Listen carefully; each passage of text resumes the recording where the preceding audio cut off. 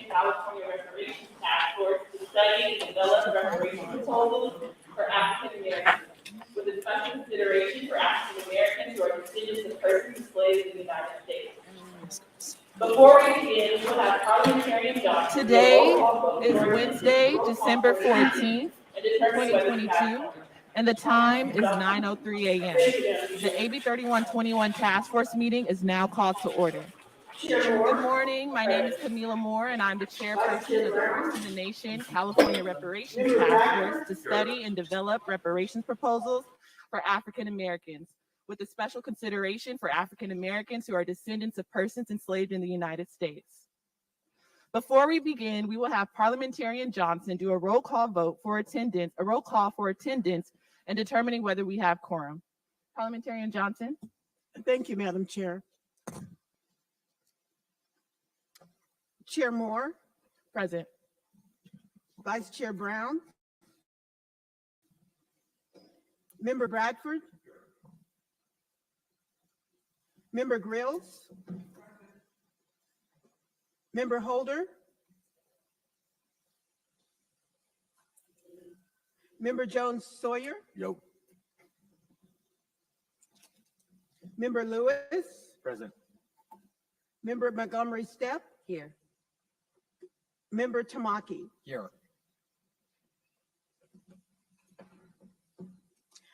Madam Chair, there are 9 task force members and the number needed for a quorum is 5. The number present is 7. Madam Chair, a quorum has been established. Thank you, Parliamentarian Johnson. Welcome, members of the task force and members of the public, to our 11th public hearing and our 3rd in-person public hearing at the historic Oakland City Hall. We have an action-packed agenda today. We will hear from local and municipal reparations leaders from across the state of California, and we'll begin to hear from advisory committee members around potential proposals for a final report of the task force. We will now go to public comment, which will last between 9:05 to 10:05 a.m.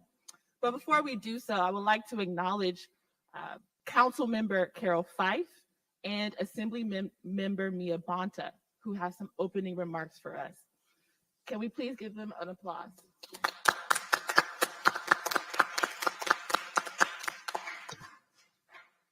First of all, I would like to welcome everyone that is here to participate with us, including the esteemed body. Welcome to the city of Oakland. This is my district, Oakland City Council District 3, and I feel that it is so fitting to have this convening in Oakland because we are literally ground zero for the systemic racist practices that have led to so many of the outcomes that we see on the news that people take issue with, but have never come with the ideal solutions for. So the work that you all are doing here today is critical. The individuals who are showing up with testimony is critical because this is the pressure that is needed to fight the fight that so many people that came before us have tried to do. But what's different about today is that it is well recognized that if we want to move forward as a society, as a culture, as a people, collectively, then we got to do right by Black folks. We understand that when you have an illness, right, and you go to the doctor and they ask about, what's bothering you? You can go in with October, whatever it is, they will ask you, what is your history of illness in your family? What legacy do you have with your parents or grandparents? What runs through your family in terms of illness? Generational trauma is never on that list. But if we don't heal generational trauma, then we will have generational trauma. And that is what America is experiencing. And we see that in Oakland on the forefront of all of the things that have to do with closing schools in Black neighborhoods, increased crime, where there has been divestment in Black communities. And with the Oakland Black New Deal, something that I brought forward when I came into office, it was a solution to these issues. So no matter what happens on the state level, in Oakland, we're going to get it done. So if you don't know about the Black New Deal, to address some of the ways that municipalities and private industry has divested and systemically hurt the Black community, please go to carolfight.org and look at the Black Museum, because that is one of the ways that we will address it locally. The work that you all are doing statewide will help us guide the same process through the entire state of California, because the harm is real. And the people here today to testify about that, and the work that you all have done collecting this robust set of suggestions to bring back to the state is invaluable. It is literally priceless. And I'm grateful for your work. I'm grateful for your participation. And I look forward to accountability when this gets back to our legislators so that we can have real action.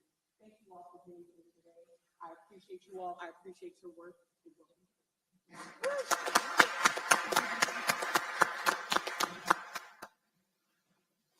We'll now hear from California Assembly Member Mia Bonta if she is present. Okay. Now we will turn to the public comment period, and I will turn to Aisha Martin Walton for that agenda item. Good morning, Chair Moore and task force members and members of the public. My name is Aisha Martin Walton. I'm with the Department of Justice, and the task force would like to hear from all of you. Test, test. Can you hear? Is that better? Thank you. Can you hear me now? Maybe I can go to another speaker. Can you hear this, Mike? Whoa.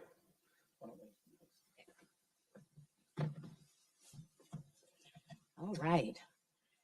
Okay, so the task force would like to hear from all of you. The public comment period will be for 1 hour, and each person will have 3 minutes to speak.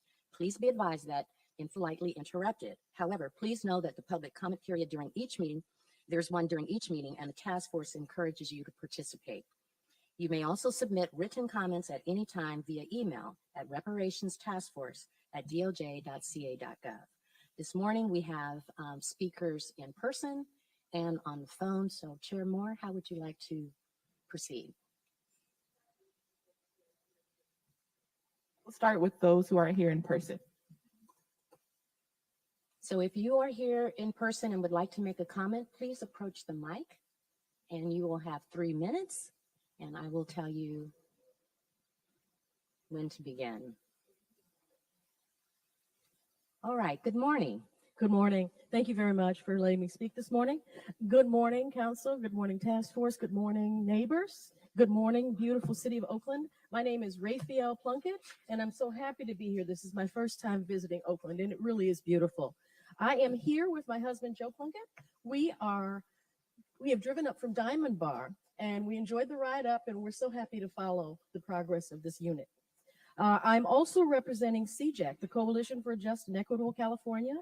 I wanted to first thank you all for this hearing today and tomorrow. I also want to thank you for your lineage determination, and please know that I fully support your decision. I ask that the future hearings be held on weekends and off work hours. Joe and I are retired, so many others are not, and I have been charged by my community to bring back information. I've been charged by my family in Chicago to bring back information, and it would be really nice if a lot of other people could participate as well. I ask that those of you that are legislators, that you please introduce and pass reparations legislation immediately.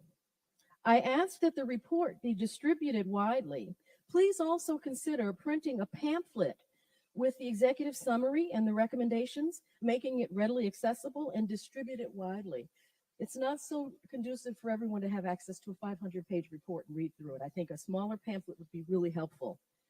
I also wanted to make sure you understand that with the rumors, the innuendo, and the hostility developing towards this process, that you know that there are many of us who support and appreciate your extraordinary efforts. We support your determinations, and we are doing what we can behind the scenes to make reparations move forward. Thank you very much.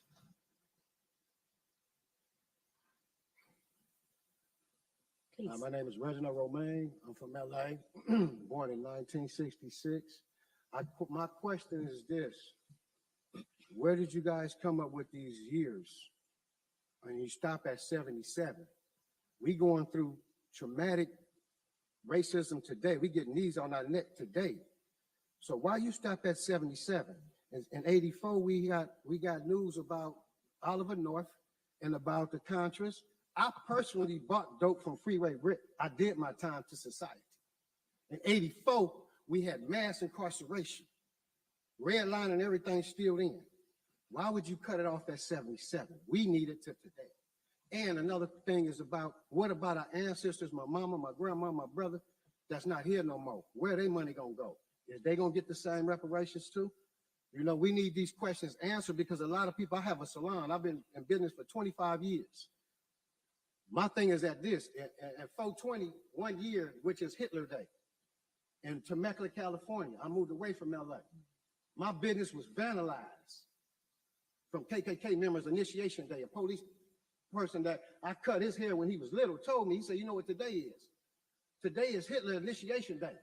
They hit 2 black businesses then. So I said, we still going through stuff now. So why are you gonna cut off at 77? I don't understand.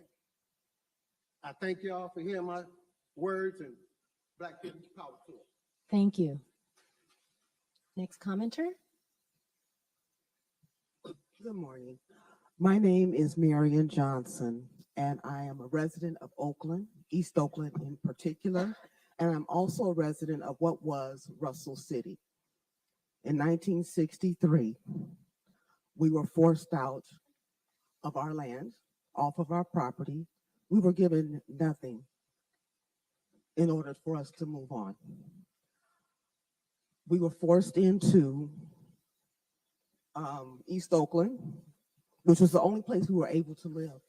We weren't allowed in other communities because there were statutes that said no Black person could live in those communities. In our communities in East Oakland, we were over-policed. We were disenfranchised. It felt like there was no room for us, that we weren't worthy of anything.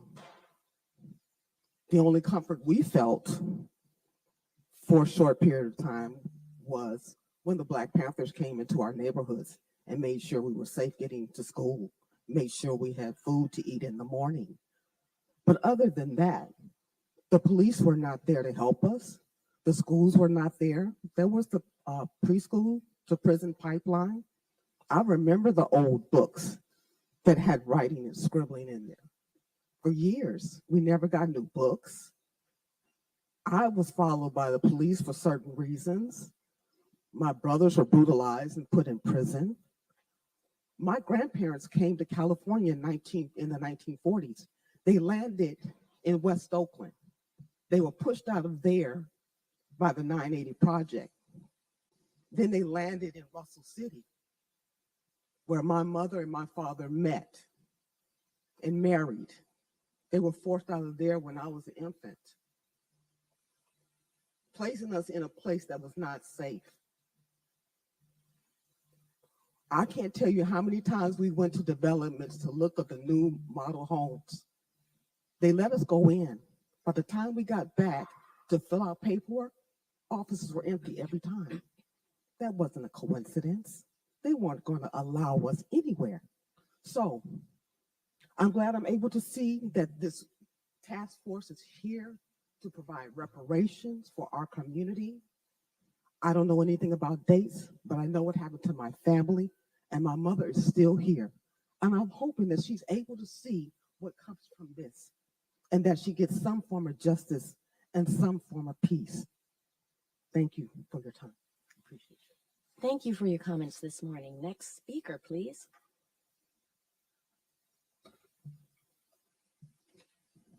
Good morning. My name is Michael Johnson, and the previous speaker that you heard was my sister, Marion Johnson.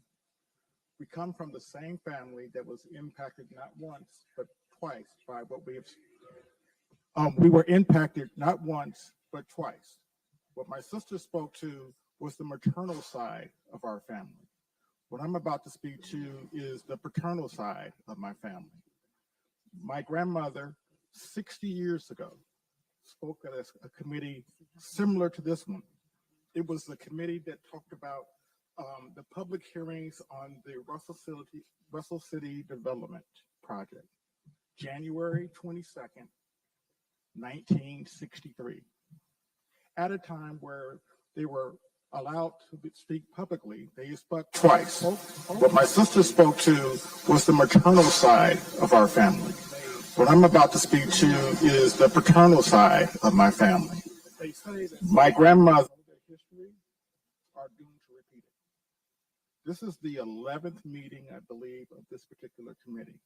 And we are thankful for the opportunity and the efforts that have been made to bring this information and the concerns and the redress to light. But at the end of the day, it's not just about what it is that we see in the report. And you will find a lot of our families, a glimpse of our family story on pages 71, 74, and 75 of chapter 5 on housing segregation. My grandmother came from Louisiana. She moved to San Francisco and was a cable car operator. She was forced out of the Western Addition and forced to move to Russell City, and had forced relocation from her for an industrial park in Russell City. When she got to that meeting and she spoke at that meeting, she had a piece of paper in her hand that basically said, "This is your eviction notice," before the plan had even been approved. And that's documented. What I find interesting, what I would leave you with is this. Both my sister and I have been participating in what Hayward is calling the Restorative Reparative Justice Project. That group was formed, we were duly elected, and our first meeting was on December 1st. We actually have a second meeting of that steering committee tonight. We started on December 1st, but by the time that we had started, the city, and I want to thank Arcadia Berry and the Community Services Committee for actually crafting the apology that started the work. I also want to acknowledge the California Association of Realtors that on October 14th of this year also identified their collusion. Excuse me for interrupting you in the middle of your sentence. I'm so sorry that your time is up. Absolutely. Thank you. Let me just say this. We appreciate the efforts, but we want to bring to your attention the importance of hearing the stories from the families that were impacted and by what has happened in the state of California. Thank you so very much. Next speaker, please. Good morning. My name is Lori Williams. I'm a small business owner in the state of California. I'm a descendant of a slave. My father was a small business owner in Berkeley, California. He was a general building contractor. I'm 54 years old. I watched my father work until he died because he did not have access to capital, because he could not grow his business. This is generational. I am a small business owner. California has the California Rebuilding Loan Fund. I applied for that through our CDFI. I was told I didn't get my application in on time by our CDFI. This is a problem that small business owners have in California. I got my application in on time. We are overlooked. We want to grow our businesses. We want to expand. We want to create jobs in our communities for our people. This is generational. This is just not starting to happen. And for me to look at the executive summary and see one paragraph on having small business grants for our businesses where we sustain ourselves is disheartening. I would like to see this community and the dollar amount include people that have not gotten loans, people that have had least discrimination against them, people that cannot grow their small businesses here in the state of California. It needs to be addressed, and it needs to be part of the reparations task force. You guys really need to look at this in a bigger light. I have served on the board of Cameo, the California Association for Micro Enterprise Opportunity. I have worked at a micro enterprise development organization. I have seen immigrants come into California, be here less than a year, and get money to start their businesses where we have worked for generations and cannot get the capital we need to start, expand, the technical assistance we need to make lives for ourselves and be self-sustainable. We need that. I want you guys to look at that and take that into consideration with reparations. Thank you. Thank you. Thank you so much. Next speaker, please.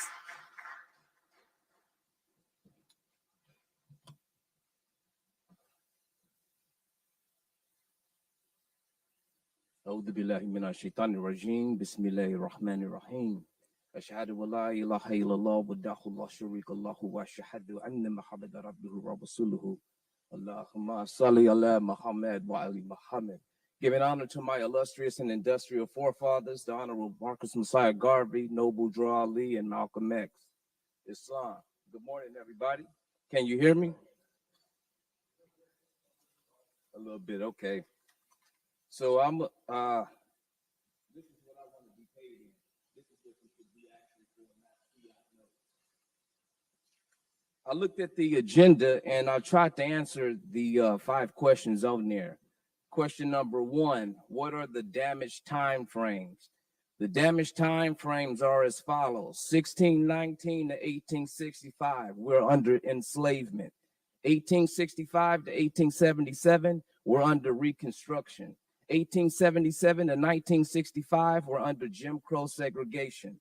1965 to 2022, we're up under legal discrimination. Now, formal apologies was given by this government, the Congress and the Senate, HR 194 and SR 39, apologizing for slavery, Jim Crow lynching, and the above. The significance of a formal apology is the admission of guilt, and now the United States is able or willing to stand in liability for its wrongs or its harms. It's not a payout. We got to do a little bit more work, but the door is open. Number 2, will there be a California residency requirement? If yes, how will it be determined? The residency requirement for California and all 50 states and the federal government is simply this: to identify and to classify as African American. Number 3, what year determines the beginning of the harm? Are there different starting points and ending points for each atrocity category? 1619 is the year that determines the beginning of the harm, and there are 4 atrocity categories, which I've already named, but I'll go over them again. They all have beginning and ending points. 1619, 1865, that's enslavement, the establishment of slave codes. 1865 to 1877, that's post-slavery, Reconstruction, Black codes are inseminated. 1877 to 1965, Jim Crow segregation. 1965 to 2022, legal segregation. That's 403 years of harm, which equals 16 generations of oppression. Number 4, let's see. Number 4, will direct descendants and or victims, African Americans of U.S. slavery in California who meet the residency requirement, be compensated? Simply, all those who identify and classify as African Americans will be compensated, period. I'm so sorry. Your time is. I gotta say this last one, Your please. time Okay, is so up. listen, reparations are to be paid in gold bullion to all of my antebellum enslaved ancestors and their progeny, measured in the amount of 4 troy grams of 0.999 gold bullion per each antebellum slave. Your and time each is slave up, sir. descendant, We need to according be the fair conditions to of the everyone. mother for But thank 16 you so generations. much. Again, I'm so sorry to interrupt you in your powerful statement, but thank you so much. Yeah, I got it. So if you want to hear more, Public comment will also be tomorrow, so we welcome you. Perfect. Thanks so much. Thanks, everyone, for your patience. All right, next commenter. Yes, can everyone hear me? Yes, I would like to say good morning to Chair Moore and all the members of the First International in the Nation Reparation Task Force. Thank you for having me. My name is Darlene Crummity, and I am a member of CJEC and ARC Bay Area. I would like to thank the task force for choosing lineage as the standard for those who receive reparations. And also, may I encourage the task force to hold the balance of the hearings on weekends, on off hours, in order for the community at large to attend, especially the Black American Freeman community who is affected by the harms. And in closing, I would like to say I am quite familiar with the 5 international standards of reparations, compensation, restitution, rehabilitation, satisfactions, and guarantees of non-repetition. I feel that compensation should be number 1. This should be made a priority, especially for the Black American Freemen seniors or the post-civil rights community. Time is running out. This is our last stand. Thank you. Thank you so very much. Our next speaker. Hello, my name is Alan Sanford, and my great-great-grandfather was J.A. Sanford.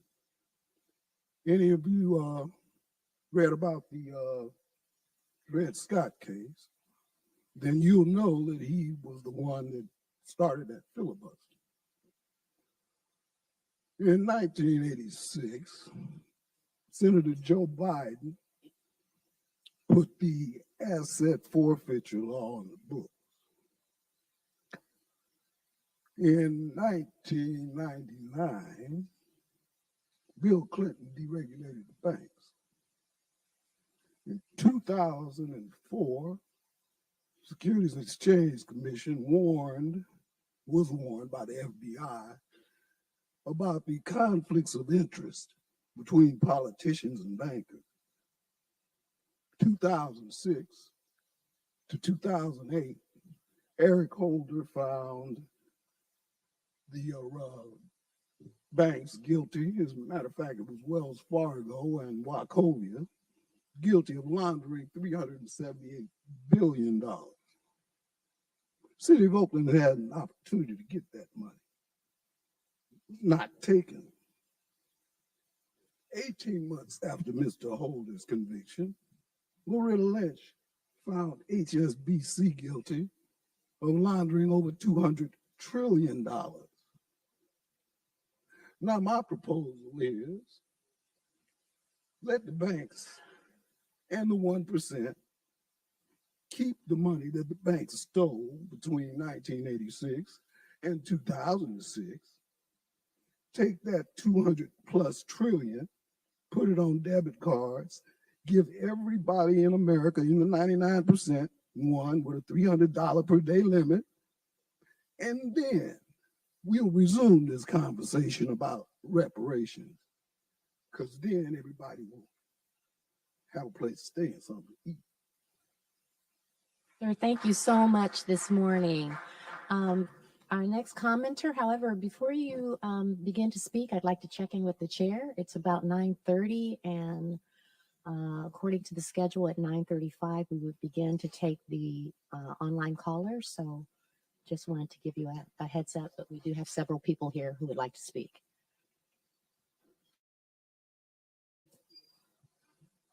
So yes, at 9:35, we will go to the online comments. Yes, so for folks who aren't able to make public comment in person today, there'll be another opportunity tomorrow. So you can proceed. Okay. Stay. All right. Hello, can Sir, everybody hear me? go ahead. All right, thank you. My name is Josiah Williams with the Coalition for a Just and Equitable California, an American Redress Coalition of California. I appreciate each and every one of you being here. I just wanted to bring out a few points. One, I think we should have the task force hearings, the rest of them on the weekend, just because a lot of people I know actually wanted to be here, but they have to actually be at work and they can't really take off, so like they weren't able to actually, be able to give their voice because they're required to be at work. So in future, hopefully we can do that. In reparations, I want to ensure that cash is a priority. We know that we need programs and everything as well, but wealth was stolen, wealth should be returned. Basically, I thank you for choosing lineage as an eligibility standard and not allowing our justice claim to be colonized. I really appreciate that. And lastly, we can actually start working on legislation now rather than waiting until the end of the task force. So if we can start getting some things put in place so that when reparations happen, we already have different things established. That was it. Thank you. Okay, Ms. Aisha? Yes. So we'll allow just only 10 more minutes for in-person public comment so we can get through this line. So I'm asking folks who are in the line to try to keep it brief. And if you have the opportunity to come tomorrow, please do so. And then for the remainder of the time, we will go to our online comments. So again, for folks who are in the line, try to keep it as brief as possible, not try to limit your speech or anything, but we want to make sure that all folks are able to participate. So go ahead. Right, so we're allowing everyone who's in the line to speak. We're just saying. Do we want to, in terms of the balance of time, allow less time for each person so that everyone gets an opportunity to say? How's that? If that's allowed, if that's okay with the task permissible, force, we can do 2 minutes. it's up to the task force. One, I mean, we have about 8 people. Are you all able to get it out? Say your speak in a minute. Can we try that? We have 12 people, 12 minutes. All right, you're on. Thank you. I've been tracking the AB 3121 task force since its inception. And because it's received more visibility than when it first convened, it makes sense that there are some things that bear repeating. However, there have been some things that have gone amiss as of late. Some things worth mentioning are the way the message has been handled by the media.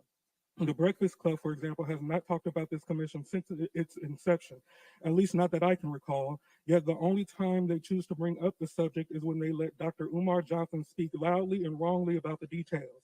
It would be nice if Charlemagne or DJ Envy had on the chair or grassroots representatives to have an actual discussion on the topic. And this sentiment goes for the wider progressive media punditry at large.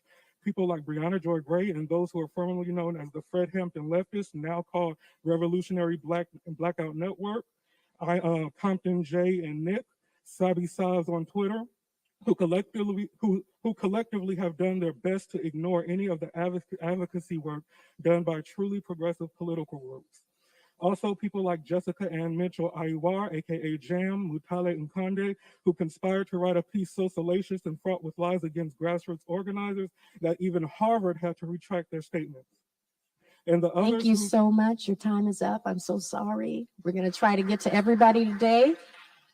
All right, begin your minute presentation. Thank you, speaker. Hey everyone, Max Finnell here. Mine's going to be very quick and brief. So the tangibles of what I'm asking for is $350,000 per Black American in California that's eligible. Small business grant, $250,000, and land, 15 to 20 acres. Thank you. Thank you. Next speaker. Before we go to the next speaker, I would like to notice member Holder. My name is Anolo Akwalabode. I am a youth organizer for Got Reparations. This year, I've been working with other youth organizers by tabling in different Black communities, by going into the streets so we can be seen in different areas. Especially in Richmond, hearing the community's racial and discriminatory statements, I have been learning more about our community's family history, their experiences, and hopes this reparation is going to give them. We are hoping to go to get low income or unhoused communities voices heard. Free the land and Got Reparations. Thank you. Next speaker.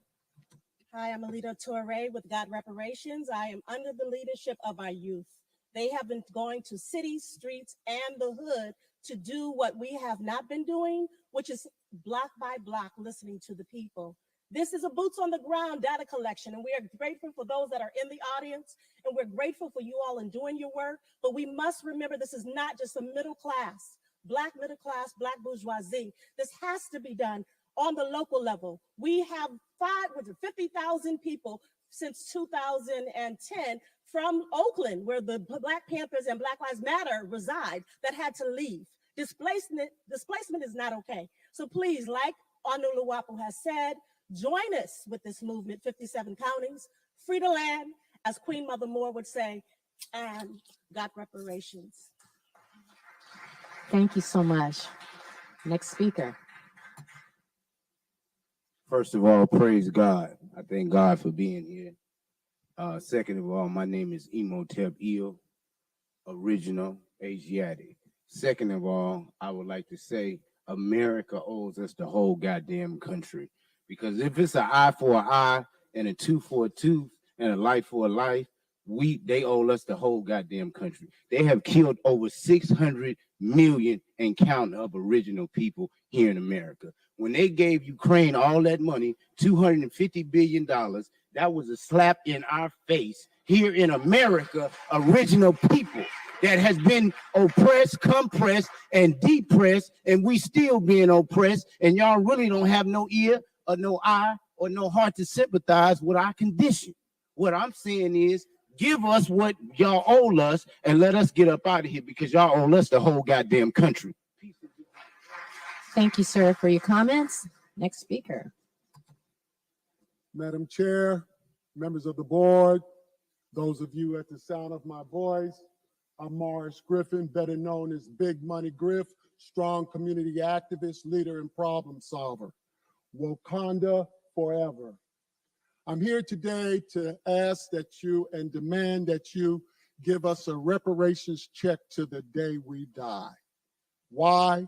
Because we have done everything to make this the richest country in the world. And I might add, when it comes to consumer fraud, which I've given some of you copies of, we have already won a portion of reparations for consumer fraud. And so I'm here today to say to you all that it's time that we receive a reparations check. How much, Big Money? $5,000 to $10,000. So I would ask that you spread the word, what you heard with Governor Gavin Newsom, as well as Shirley Weber, that we are demanding this on this day for reparations. That's all of my time. Thanks for your time. I'm out. Thank you. Thank you so much. Next speaker. Hello, I came all the way from Texas to tell you that Texas is watching each and every one of you.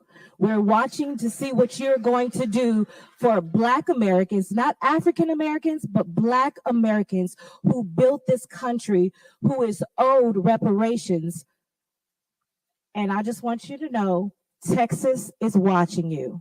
Particularly Houston and Dallas, we're watching you. We have been doing pull-ups all over the country, demanding our reparations, and we are watching you to make sure that you are doing reparations for lineage-based Black Americans. Lineage-based reparations. Thank you. Thank you. Next speaker. Good morning. Good morning. My name is Icy Williams. As a California resident, born and raised in this state, I stand before you to contribute to the efforts of this reparations task force, specifically employment discrimination and the systems within the state of California, which perpetuate harms against African Americans. First, the California Department of Fair Employment and Housing, DFEH, is responsible for enforcing fair housing and employment laws that make it illegal to discriminate against the job applicant or employee because of a protected characteristic. However, DFEH does not enforce or resolve employment discrimination complaints filed by African Americans. There is a history of legitimate discrimination complaints commonly resulted in the issuance of right to sue notices without investigation or botched investigations with inaccuracies or false narratives designed to close out these complaints.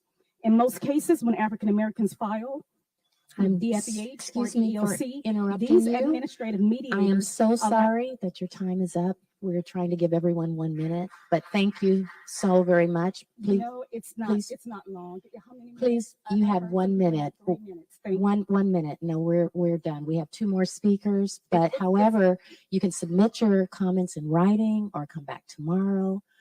However you would like to communicate, the task force does want to hear your comments. They're really important. And so the email is reparationstaskforce@doj.ca.gov, and they would love to hear the rest of your comments. But we need to move on to the other speakers, so we appreciate your patience this morning. Okay. Thank I you. would like the opportunity to finish this, so you recommend. I'm sorry, we have two other speakers, and I'm sorry, we do have to move on. So next speaker, please. I'm sorry, we do have to move on, ma'am. Tomorrow, no, tomorrow, yes. Yes, you can.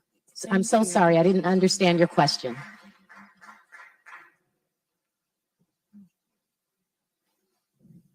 So how you doing? I'm gonna make this quick. My name is Dion Jenkins. 4 elements of reparations: defense, money, land, grants. 4 elements of every society, every nation: a defensive structure, an economy, land, and having access to that economy. If that is not being addressed, reparations is not whole. Reparations, repair is the root word. We cannot have repair if those elements are not addressed. I believe that if there's any housing compensation, it should be in recommendation in the medium house price in the state of California, which is at least $830,000. I'll land. Thank you, sir. Thank you. We have time for one more speaker. Morning, I'm Grisel L Leatherman Bay. I'm here to acknowledge the council, Department of Justice, and to deal with the Superior Court jurisdiction that's in compilation as well. I'm a climate change advocate.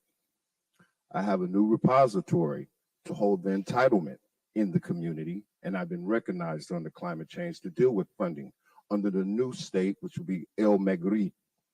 Under El Magrib, we will deal with all commercial entitlements and all data. It's under Title 17, USC Code 301, preemption.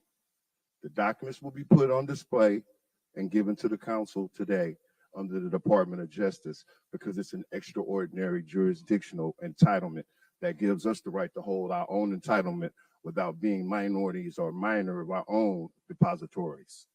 And so under this new entitlement, it's going to deal with the reparations. And this goes back to reparations. Reparations means repair from a civil war from a defeated state. This is a community. This is the state for the community. The longitude and latitude line up. Sir, Everything I'm that so started, sorry. and Your I'm time gone, is up. everything that started was under the Attic of Natus, Your time is up. under the Noor codes and the Christian Black codes of We 1724 put us all under this coming back tomorrow or calling in. Thank you so much for showing up. Everyone in the audience, we really appreciate your patience this morning. The task force wants to try to hear from everyone, whether it's 3 minutes, 2 minutes, or 1 minute. So with that, just know we will be here tomorrow. You can come back tomorrow, call in, always submit your comments online. There's a series of several meetings going forward. So this is great. And Chair Moore, I'd like to turn it back over to you because we're going to switch over for online call-in. Okay. Sure. All right. Hello, on AT&T, are you ready for first caller? Yes, and if you'd like to make a public comment, please press 1, then 0 on your phone. You'll hear an acknowledgement that you've been placed in queue, and the operator will give you your line number for your anonymous comment. Once again, 1, then 0. The first comment comes from line 54. One moment. Your line is open. Hi, my name is Alexis Allen. I'm from Los Angeles, California. I'm a small business owner. I have dealt with discrimination all the way up into the 2000s. I feel like the time frame that you guys are putting isn't correct. We've dealt with discrimination in medical fields through the with the hospitals when I was pregnant, school district, and predominantly like for Black families out here in the areas where it's Beverly Hills and West Hollywood and things like that. We deal with extreme discrimination. My family still was burned down in the Rodney King riot in Hollywood as well. And through just a lot of stress, it caused my family to even have a divorce. And the housing discrimination is horrible. We never owned a home out here, and actually been denied several times, and we've had good credit, even made over a minimum wage, and I've gotten pushed out of every single job that I've had. There was a lot of racism. So I feel like families in these areas are dealing with a lot of extreme discrimination. I mean, people making us feel like we're not as smart or as quick or things like that. It's ridiculous. And even in the school systems where, I was showed images of being Black people being brutalized and me being singled out and being the only Black child in the class and things like that, being bullied, even as an adult, I'm still dealing with that energy. Thank you. And even in now reparations, I've been people have been doing retaliation and things like that. Comments? Thank you guys. Going to it's the operator system. If you could hold for 1 second. Yes, so I've been told there are over 50 people on the phone line. We have about 15 more minutes for public comment. And so for folks who are on the phone, for the purposes of getting through as much people as we can, we're limiting public comment to 1 minute each. Okay? Thank you. Kelly, our next caller, please. So go to line number 11. Hey, can everybody hear me? Yes. Can everybody hear me? Yes, go ahead, please. Yes, your line is open. Okay, I'm getting confused. I just want to make sure I'm live. I'm sorry, I apologize. Hello? Please go ahead with your comment. Okay, great, thank you. Jonathan Burgess here, of the Burgess family, and a member of CJAC. And I just want to make it clear that I appreciate the process for what you're doing. But one point I really want to make is that it's important that when you look at Ernest Russell, you begin to look at the nefarious acts that were done and these things called Grange records that we explore and see how the state of California, under the direction of Park Rangers, burned land belonging to Black families, my family, and several other Foundation of Black Americans included.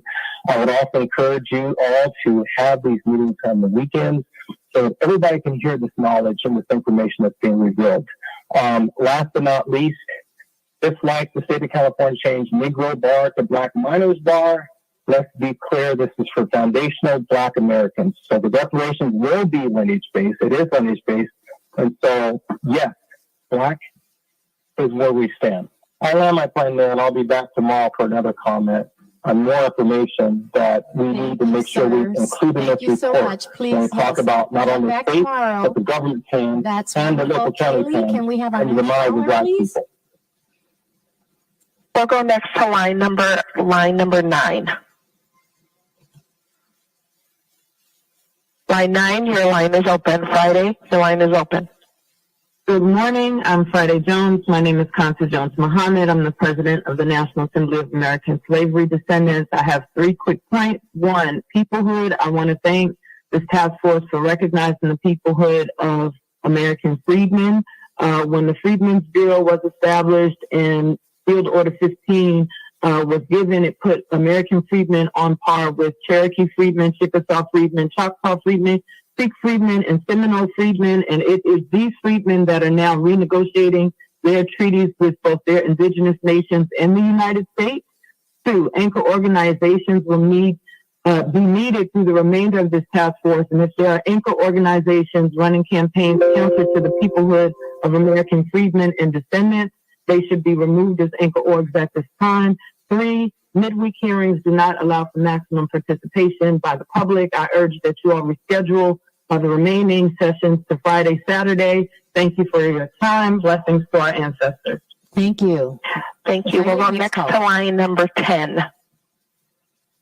Hi, I'm Tony Wynn, and I'm here on behalf of my grandparents, Charles and Isabel Sanders, who had purchased land in anticipation of moving to Russell City, but 1963 happened to Russell City. I have paperwork here, which I refer to as my receipts, to show that my grandparents only received back after paying for the land, and I don't know how much they paid, but I'm sure it was more than $2,250. So I'm here speaking on behalf of Charles and Isabel Sanders, saying that we need to be paid what we weren't paid in 1963, and going forward, the buildings that are on our land now in Russell City need to pay us a quarterly rent, mortgage, however you want to call it, but we need to be paid on a regular basis for the people or the buildings and companies that are on our land now. Thank you so much for your comments. Kylie, next caller. We'll go to line number 8. Yes, can you hear me? Yes, we can. Please go ahead. Good morning, task force members. My name is Marcus Champion with CJAC and NAASBLA. I want to thank the task force for your work, but there is no reason why these in-person hearings should be happening during the work week. The majority of American freedmen are working men and women, so going forward, please make sure the remaining in-person hearings are held on Fridays and Saturdays. As we move into the proposal phase of this reparations task force, I want to reemphasize the importance of the lineage standard. There will be groups and organizations that will continue to distract from that fact, but the righteous moral argument, as well as the legal argument, is on the side of lineage-based reparations. Also, related to proposals, I want to encourage Senator Bradford and Member John Sawyer to start pulling from submitted proposals and have legislation ready for the upcoming session. Most important is instituting the Office of American Freedmen Affairs that will work similar to the Bureau of Indian Affairs and the Office of Redress Administration that was created as a part of the Civil Liberties Act of 1988, specifically for Japanese redress. Direct cash payments, tax-exempt status, free college education, grants for home ownership, business grants, access to low to no interest business capital and funding, access to low to no interest home loans, protected class status, similar to that of Native Americans. Kaylee, next caller, please. Thank you so much again. We'll go next to line 40. Ernest, your line is open. All right, thank you. Greetings, task force members. My name is Ernest Russell. I just want to call in and echo the sentiments of your California citizens. So I would, definitely echo CJAC with moving the hearing to Fridays and Saturdays so that we can have greater engagement from the freedom community. I also want to thank the task force for passing a lineage-based measure and ask that you stand firm in passing that decision, as we are witnessing across the nation that race-based initiatives as well as race-neutral initiatives simply ignore the fact that reparations is owed to a specific community for a specific set of harms that were endured by their families or endured throughout generations. And so the last thing I would like to say is what I would like to see in a final reparations plan is not only cash compensation, but I would also like to see remedies that are tailored to address the disadvantages that the freedom community has had to suffer in California. And that would include the establishment of an office or a reestablished office such as the Freedom's Bureau for the purposes of addressing the badges of slavery that continue to present day, and possibly a political body focused on addressing the reoccurring disparities that plague the Senate within the California community. Kylie, next line. Thank you. We'll go to line number 62. Matthew, your line is open. Hello, can you hear me? Yes, please go ahead. Hello, my name is Matthew Morris. I'm a Hawthorne, California native and a descendant of Technical Sergeant Joseph Louis Barrow, also known as the heavyweight champion of the world, Joe Louis. I will state in my opinion that the start of this harm occurred in 1619 and continues to this day based on there still being survivors of the Tulsa Race Massacre. Surely their pain and suffering still matters and is still having a hold over their life after surviving what I would call a terrorist act.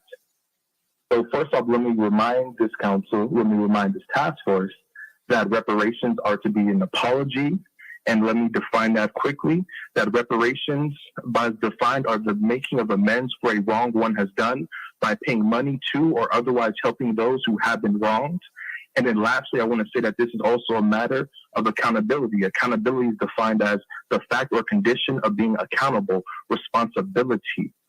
So again, to remind people that Ms. Fletcher, Mr. Van Ellis, and Ms. Randall are still living survivors of a terrorist act that occurred in Tulsa, Oklahoma.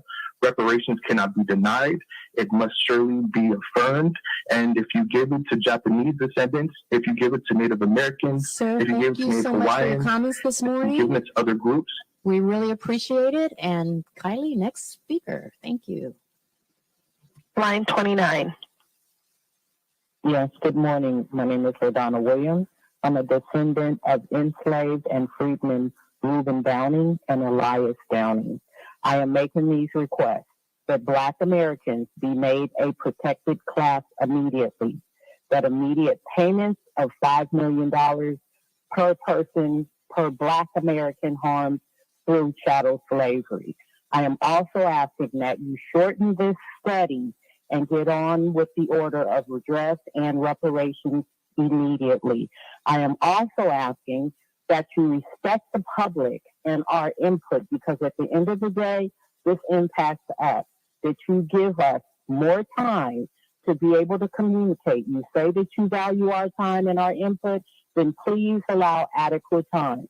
An hour for those of us on the phone, an hour for those in person. You can cut down the amount of time. We've heard thousands of hours of you all talking. Then this is a collective effort. You need to give us that respect. We've got over 400 years of evidence that shows we don't need additional studies and all these additional meetings to 2024. Thank you so much, caller, for your comments. Ahead of us and Thanks taking these again. millions. The task force hears you. Thank you so much. Kylie? Line 27, your line is open. Hi, my name is Antoinette Johnson. Can you hear me clearly? Yes. Hello? Oh, great. Hi, my name is Antoinette Johnson. I'm calling from Los Angeles, and I'm an activist for ancestral justice. I was born in 1960, and my lineage goes back to Cato, Louisiana. We are Choctaw, and that Cato, Louisiana is historically one of the places where the most lynchings have taken place. So it's also extremely important that my ancestors were not African American. That wording needs to be changed. They're not African American, nor am I African American. We are Indigenous or Aboriginal American Indians. And that is also stated in the 1965 Civil Rights Act. It was the Indian Act. So it is extremely important that we change that wording. We are not African Americans. Thank you for letting me speak. Thank you. We'll go next to line 28. Yes, hello, my name is Alito Robinson, and thank you for having this reparations task force. I want to mention that I believe that there's a hidden history. I know that the date is 1619, which is pretty popular, but there's something with 1555. And so I think we've been going through this for over 460 years.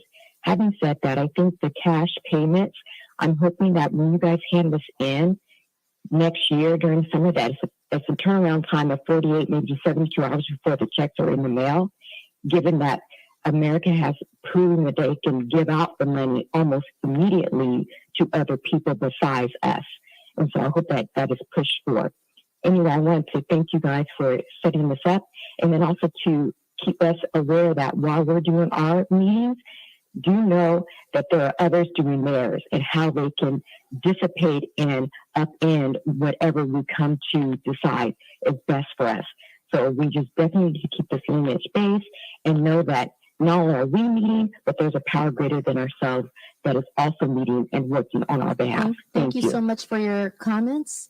Chair Moore, it's about 10:01. We have time for a couple more commenters before we get to 10:05. Kylie, next mic, please. I will go to line number 7.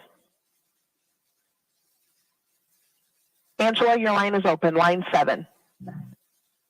Thank you and good morning. This is Angela Nirvana.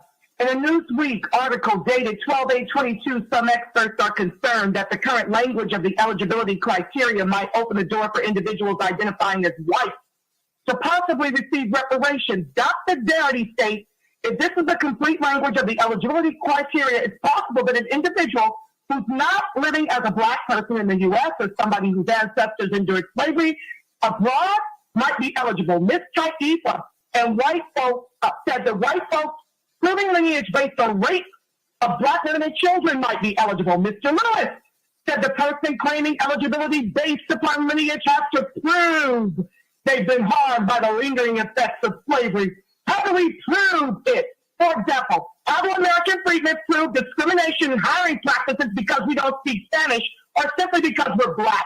How do we prove our salaries are commensurate with immigrants and whites when we aren't privy to what our co-workers earn? Ms. Chaifa said eligibility should include Black individuals who suffered discrimination in California up until 1965, which excludes those of us currently living out the vestiges of the harms outlined in the 500 page prelim report, and those of us who were legislated out of the state due to unemployment and underemployment year to date. Kaylee, she goes on to reintroduce race. Thank you again. We really appreciate it.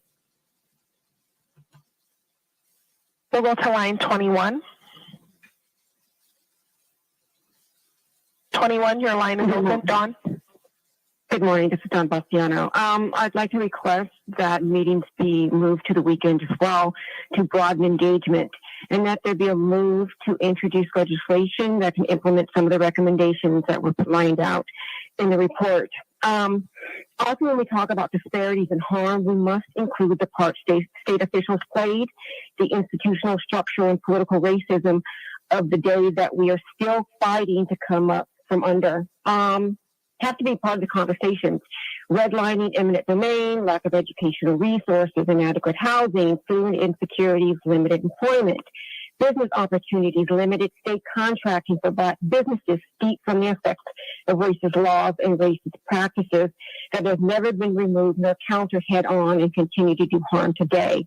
I implore you to ask our government and elected officials what they are doing to right the harms and address the reparative justice and address the reparative justice piece that has been the topic of discussion for decades. We got to look at, too, when we have these conversations, y'all, let's give time for everyone to have Thank you so much for your comments this morning. If we have We're it lined gonna up turn in to our time. last two speakers of the morning. Kaylee? Yes. We'll go to line 23. Hello, my name is Mecca Morgan, and I'm a real estate broker licensed in the state of California. I am incredibly grateful for the Reparations Task Force and all of their hard work. I would like to encourage everyone listening today to Google Demand Letter 2018. It was published in the San Francisco Bayview newspaper. That's Demand Letter 2018. There you will find a concrete proposal as to what reparations, restitution, and restoration should be. Anything less is uncivilized. Thank you very much. Thank you. We'll go next to line 53. Hello, my name is Chandra Al-Mansour, native of Oakland, born 1965, descendant of Gurley and Orly Sweeney, who came to the Bay Area in 1945. I agree the meeting should be on Fridays and Saturdays for more attendance and accessibility. I'm also the executive director of the Housing Rights Center located in Los Angeles. We have documented decades of discrimination against Blacks in California, housing discrimination, redlining, gentrification. The impact is still ongoing. COVID also just amplified that as well. I believe also cash and access to interest-free capital is what's necessary in terms of the actual reparations, and the reparations should be intentional in terms of Blacks with lineage-based eligibility through California as well. And I believe also that these comments should be made public. I know that they will be, but the written comments should also be accepted as well. Thank you so much. Thank you, Kaylee. Kaylee, that will conclude our comments this morning. Thank you for your assistance. And To the public, everyone, thank you so much for pitching in and being cooperative and allowing the task force to hear as many people as possible. The task force will be here tomorrow, and those callers who were not able to be heard today, please call in tomorrow, or you're welcome to come in and or submit your written comments to reparationstaskforce@doj.ca.gov. Thank you again, and I'd like to turn the meeting back over to Chair Moore. Thank you. Thank you so much, Ms. Aisha Martin Walton, and thank you to the participants of the public comment period.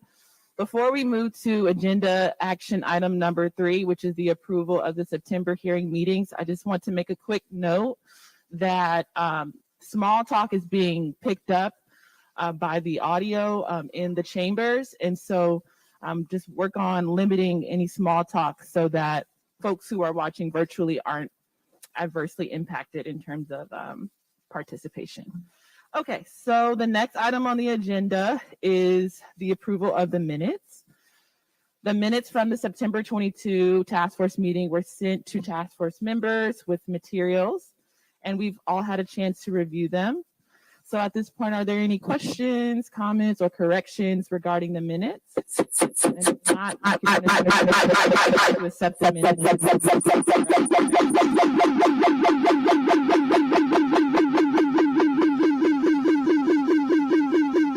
I know how difficult they are, and you do a great job. There is a small matter, but it's an important one to correct. It's on page 16. It has to do with the testimony of Mia Iwataki, who his mother was imprisoned in a concentration camp, and her father served in the, and I want to, this is a correction, 442nd Regimental Combat Team. It was a segregated Japanese-American unit, not Japanese from Japan, American citizens who volunteered out of the camps to become part of that most decorated unit to this day in the history of the Army. And so I just want to make that correction, 442nd and Japanese American Army unit. Thank you. Thank you. And I'd just like to say the minutes are a team effort while I work on them, but there are other staff as well, but thank you so much. You're welcome.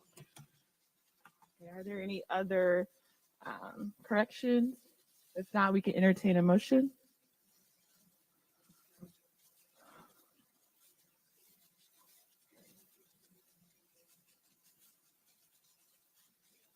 Okay, it has been properly moved by Senator Bradford. Is there a second on the? It's been properly seconded by Assembly Member Reggie Jones-Sawyer to approve the September 22 minutes, but correct them to incorporate the correction that Member Tamaki just raised. Is there any discussion on the matter? Okay, hearing no further discussion, we will vote. The vote will be by roll call. Parliamentarian Johnson. Thank you, Madam Chair. I will begin with Chair Moore. Aye. Chair Moore votes aye. Vice Chair Brown? Not present. Member Bradford? Member Bradford votes aye. Member Grills? Member Grills votes aye. Member Holder? Member Holder votes aye. Member Jones-Sawyer? Member Jones-Sawyer votes aye. Member Lewis? Aye. Member Lewis votes aye. Member Montgomery Stepp? Aye. Member Montgomery Stepp votes aye. Member Tamaki? Aye. Member Tamaki votes aye. Madam Chair, there were 8 members present and voting. There were 8 ayes and 0 nays. Thank you, Parliamentarian Johnson and task force members. The vote was 8 ayes and 0 nays. The ayes have it and the motion carries. The minutes are approved as corrected. Thank you, Member Tamaki, for raising that correction. So the next item on the agenda is number 4, discussion and potential action, advisory committee report on recommended answers to the economic consultant experts 5 key questions.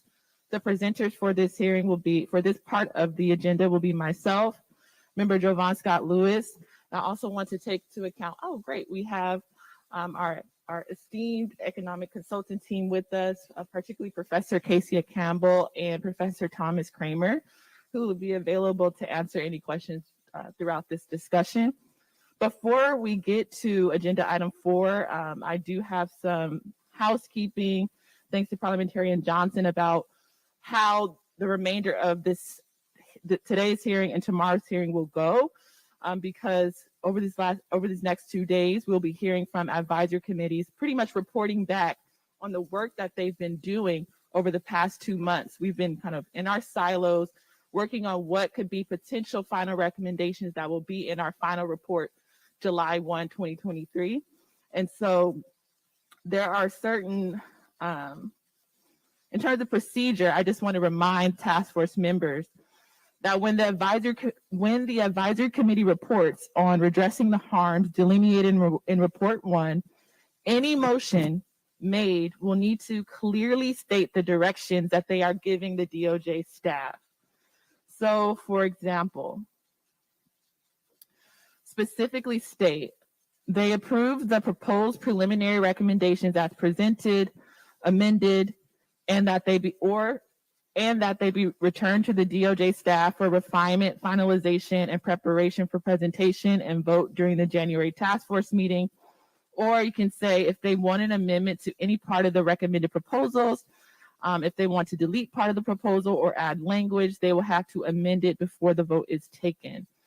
I will return back to this procedure, but for the purposes of time, let's get to the actual presentation. And then after we go through the presentation, I think the procedure will be more clear. So let's just get to the presentation.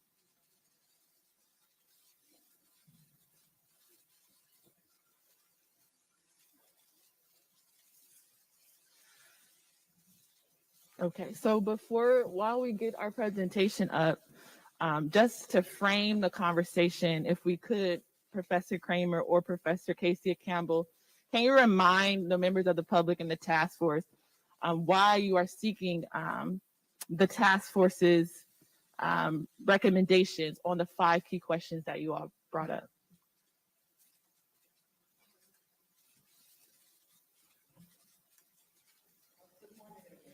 Good morning.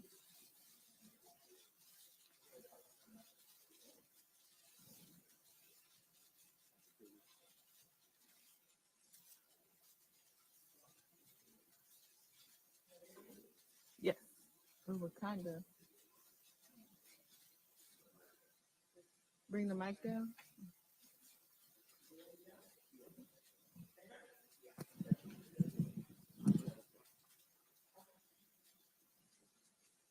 Thank you.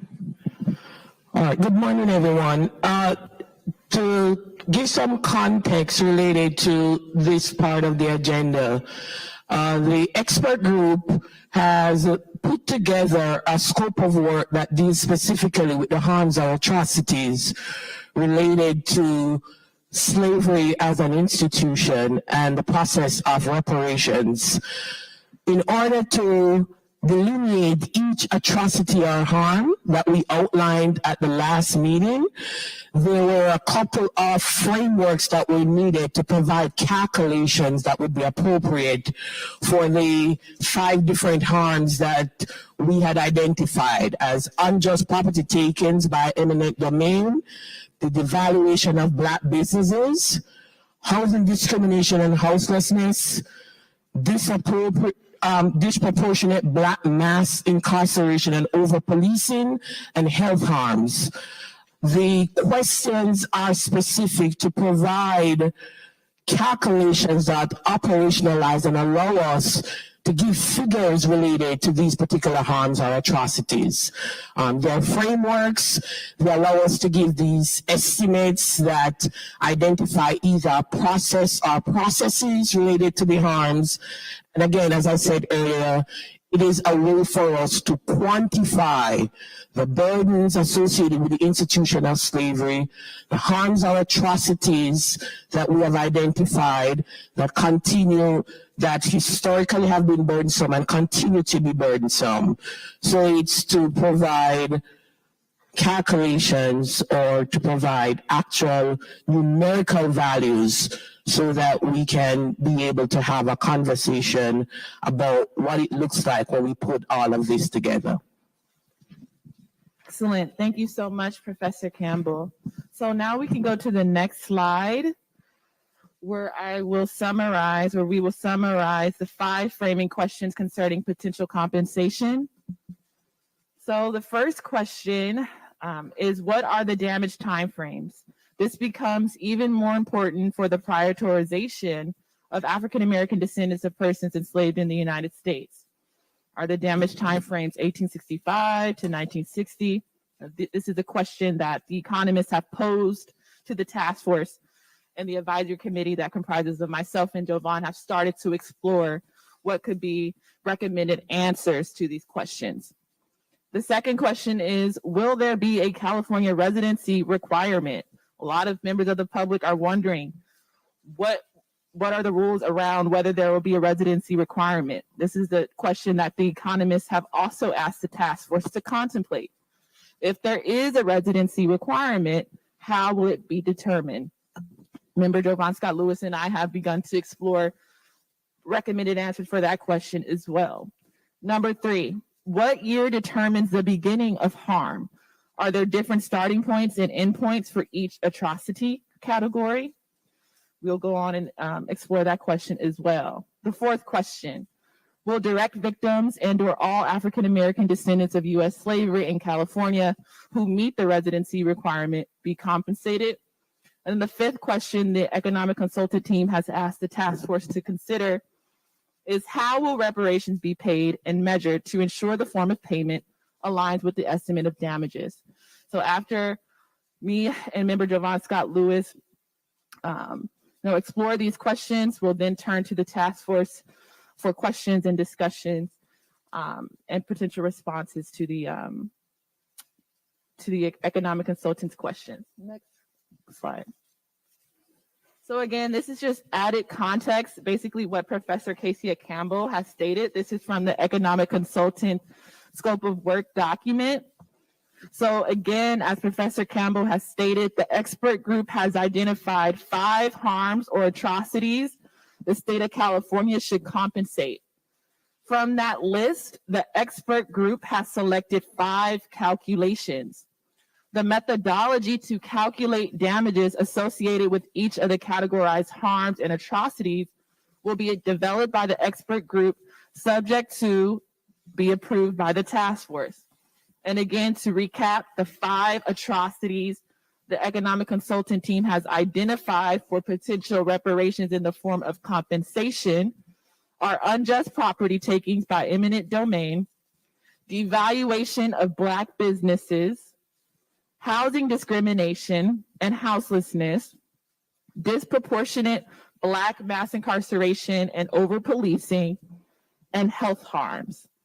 So while the expert group has identified 5 harms and atrocities it believes can be modeled with existing data, there will be ongoing communication with the expert team and the task force to provide analysis related to the direct fiscal redress and or other forms of reparations, and the interim report with conversations between the task force and the expert team around costs, impact, and remedies to harms and atrocities.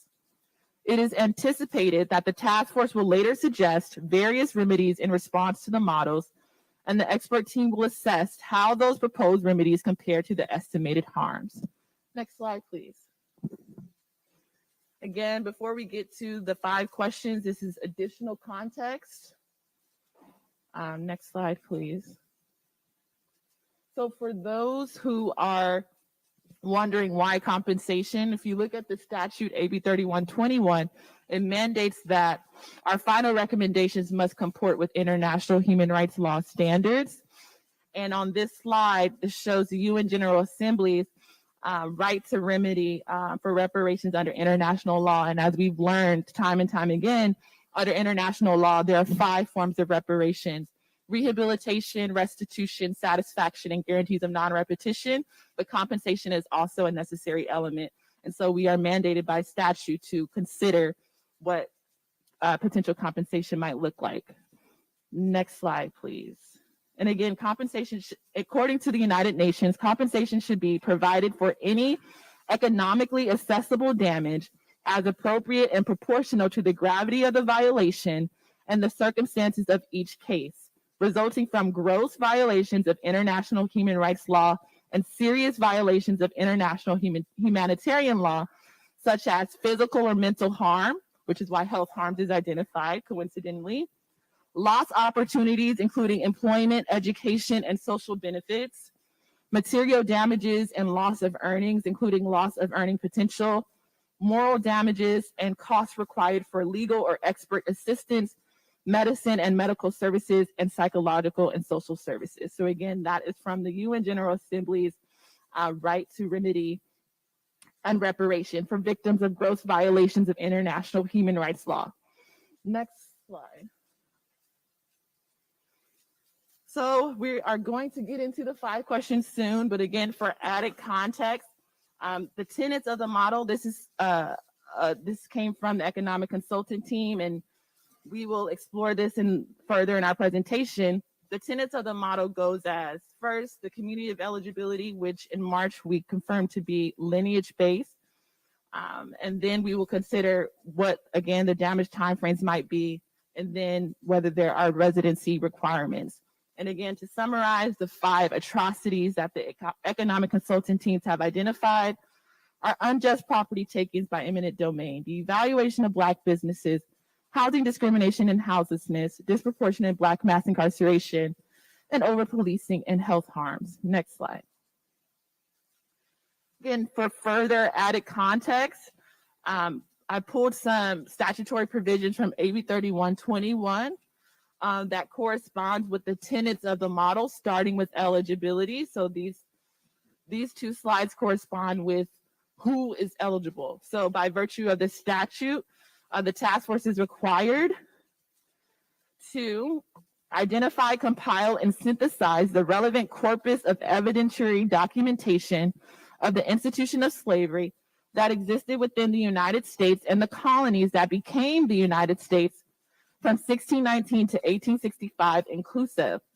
The task force documentation and examination shall include the facts related to all of the following: the federal and state laws that discriminated against formerly enslaved Africans and their descendants who were deemed United States citizens from 1868 to present, the other forms of discrimination in the public and private sectors, again, against freed African slaves and their descendants who were deemed United States citizens from 1868 to the present, including redlining, educational funding discrepancies, and predatory financial practices. And then the statute also mandates the task force to study what form of compensation should be awarded, through what instrumentalities, and who should be eligible for such compensation. Thank you. Next slide. And again, as further context, the community of eligibility, as the economic consultant team has indicated in their scope of work document, has defined by the task force is lineage-based and includes individuals who are descended from at least one African-American chattel enslaved person or the direct descendant of a free Black person who lived in the United States prior to the end of the 19th century. So now that we have gone through the context in terms of what the tenets of potential compensation might look like, which is based on eligibility, time, and residency, let's begin to explore the 5 key questions the economic consultant team asked the task force to resolve. Next slide. So the first question the economic consultant team asked the task force to resolve are, what are the damage time frames, right? So we just went through eligibility, but now we have to talk about time. What are the damage time frames? This becomes even more important for the prioritization of African-American descendants of persons enslaved in the United States. Next slide. So this slide just illustrates examples of unjust property takings in the state of California as it has impacted African-Americans, which include, for example, as we all know, the Bruces and the unjust property taken of their beachfront property in Manhattan Beach. Next slide. Okay. And so in terms of information that we know around unjust property takings, this is from the economic consultant team. The data that they have now is that, for instance, you know, how do I say this? For instance, when we talk about unjust property takings, bridges, transportation networks, water systems, wastewater treatment systems, dams, water mains. When the state of California built these infrastructures, they built it on top of land that was owned by minorities, including African Americans. And so I don't know if we want to go to Casey Campbell or Thomas Kramer to talk about very, very briefly about the data that we already have as it relates to unjust property takings.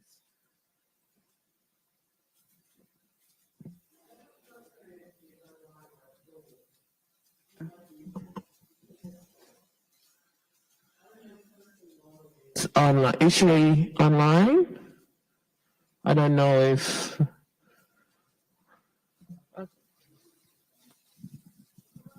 Well, it's fine. If not, I just very briefly, for unjust property takings, it's probably one of the areas where the data itself is very limited. What we have available so far is just what you outlined, these major projects related to actions from the California government, these specific takings and what that looks like, and to kind of go through the time period for individuals or for communities. So far, we don't have a lot of data associated with that. So that's probably one of the main issues in terms of what we have so far, not a lot. What we need is quite a bit of micro and macro level data to kind of calculate some of these. Exactly. Thank you so much. In terms of further research needed, as indicated by the economists, we need to have a better understanding of when eminent domain was instituted, by and large, which has impacted African Americans, who lost their property, what was paid for those properties. There's a lot of unknowns, but in working to resolve the question, again, this is the beginning of the development stage. So we have 6 more months to continue to resolve this work for our final report, which will be released July 1 of next year. But again, me and Jovan Scott Lewis, as members of this particular advisory committee, have taken upon ourselves to try to resolve the question around what is the damage timeframe for potential compensation regarding unjust property takings with the data that the economists have gathered thus far. And so the suggested potential action for the task force is that we need to continue to have a conversation about this. We need to continue to allow the economists to gather the data that they need.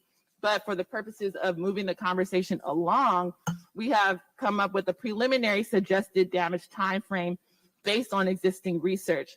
So what that means is we are preliminary suggesting that the damage timeframe for reparations in the form of compensation for unjust property takings for the community of eligibility should be 1920 to present. Do you want to mention why we chose 1920? Sure. So we're doing our best to effectively track the history of eminent domain use in the state of California. We're at the moment looking at a kind of broad. Can you not hear me? I see Raphael. Oh, really? All right. Let me try this. So the time frame really is largely based upon, as Chair Moore noted, as Dr. Campbell noted, really a dearth of available data. And so right now what we're looking at, almost in an anecdotal way, is the kind of history of eminent domain in the state. And so that places us, roughly around this time, but also trying to give some account to what we do know as the kind of public history or the records of the public history of African American land ownership in the state.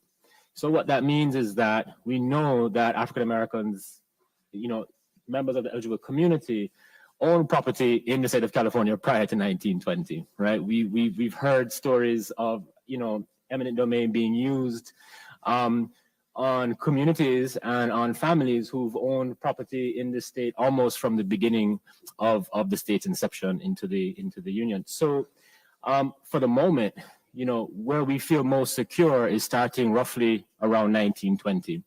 I think, you know, if we are able to determine how we can go about collecting, you know, more refined data, then we will, you know, obviously modify that time frame. I think what we are for sure, you know, very certain about is that this is an ongoing atrocity and ongoing harm, and so we're very confident about the end date being currently open until the issuing of reparations for unjust property takings. But at the moment, we're starting with 1920.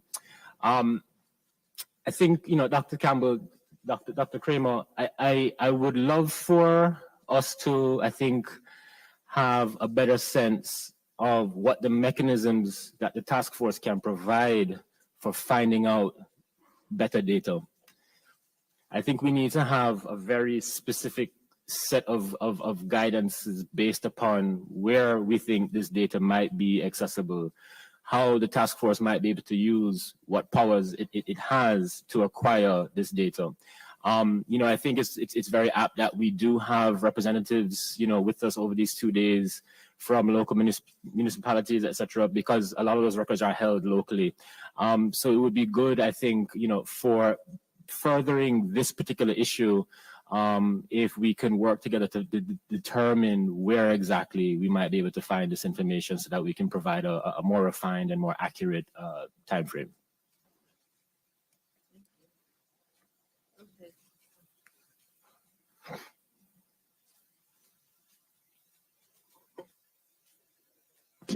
Briefly ask a clarification question. You said 1920 to the present. For the purposes of the report, how should we define the term present? Would that be 2021 or 2022 or 2023? It depends on whether we will have data for that year as well.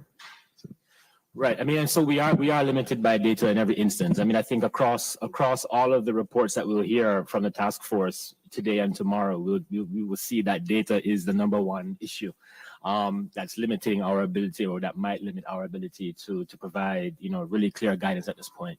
So of course, right, we're in 2022, right?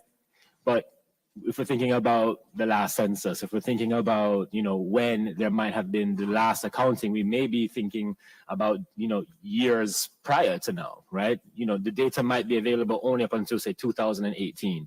So we are talking about the present being indicated by the most recent and updated data available, whenever that might be.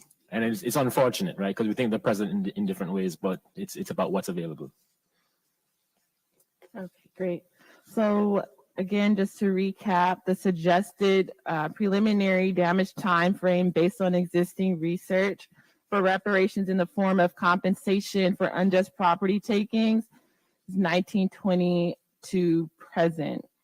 There's still work to qualify what that means in terms of present. Next slide, please.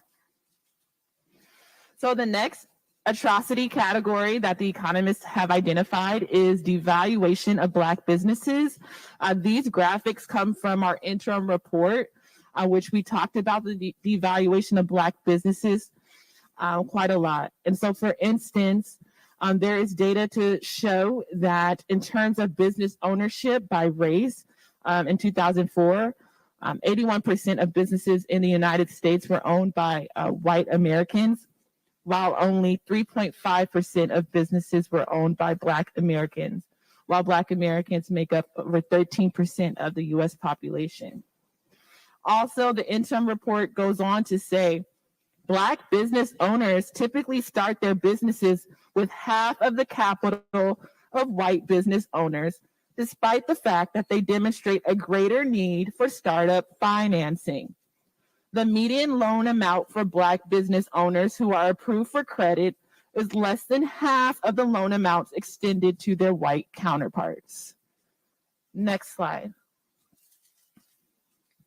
So again, the economic consultant team has asked the task force to consider what is the damage time frame for potential compensation regarding devaluation of Black businesses.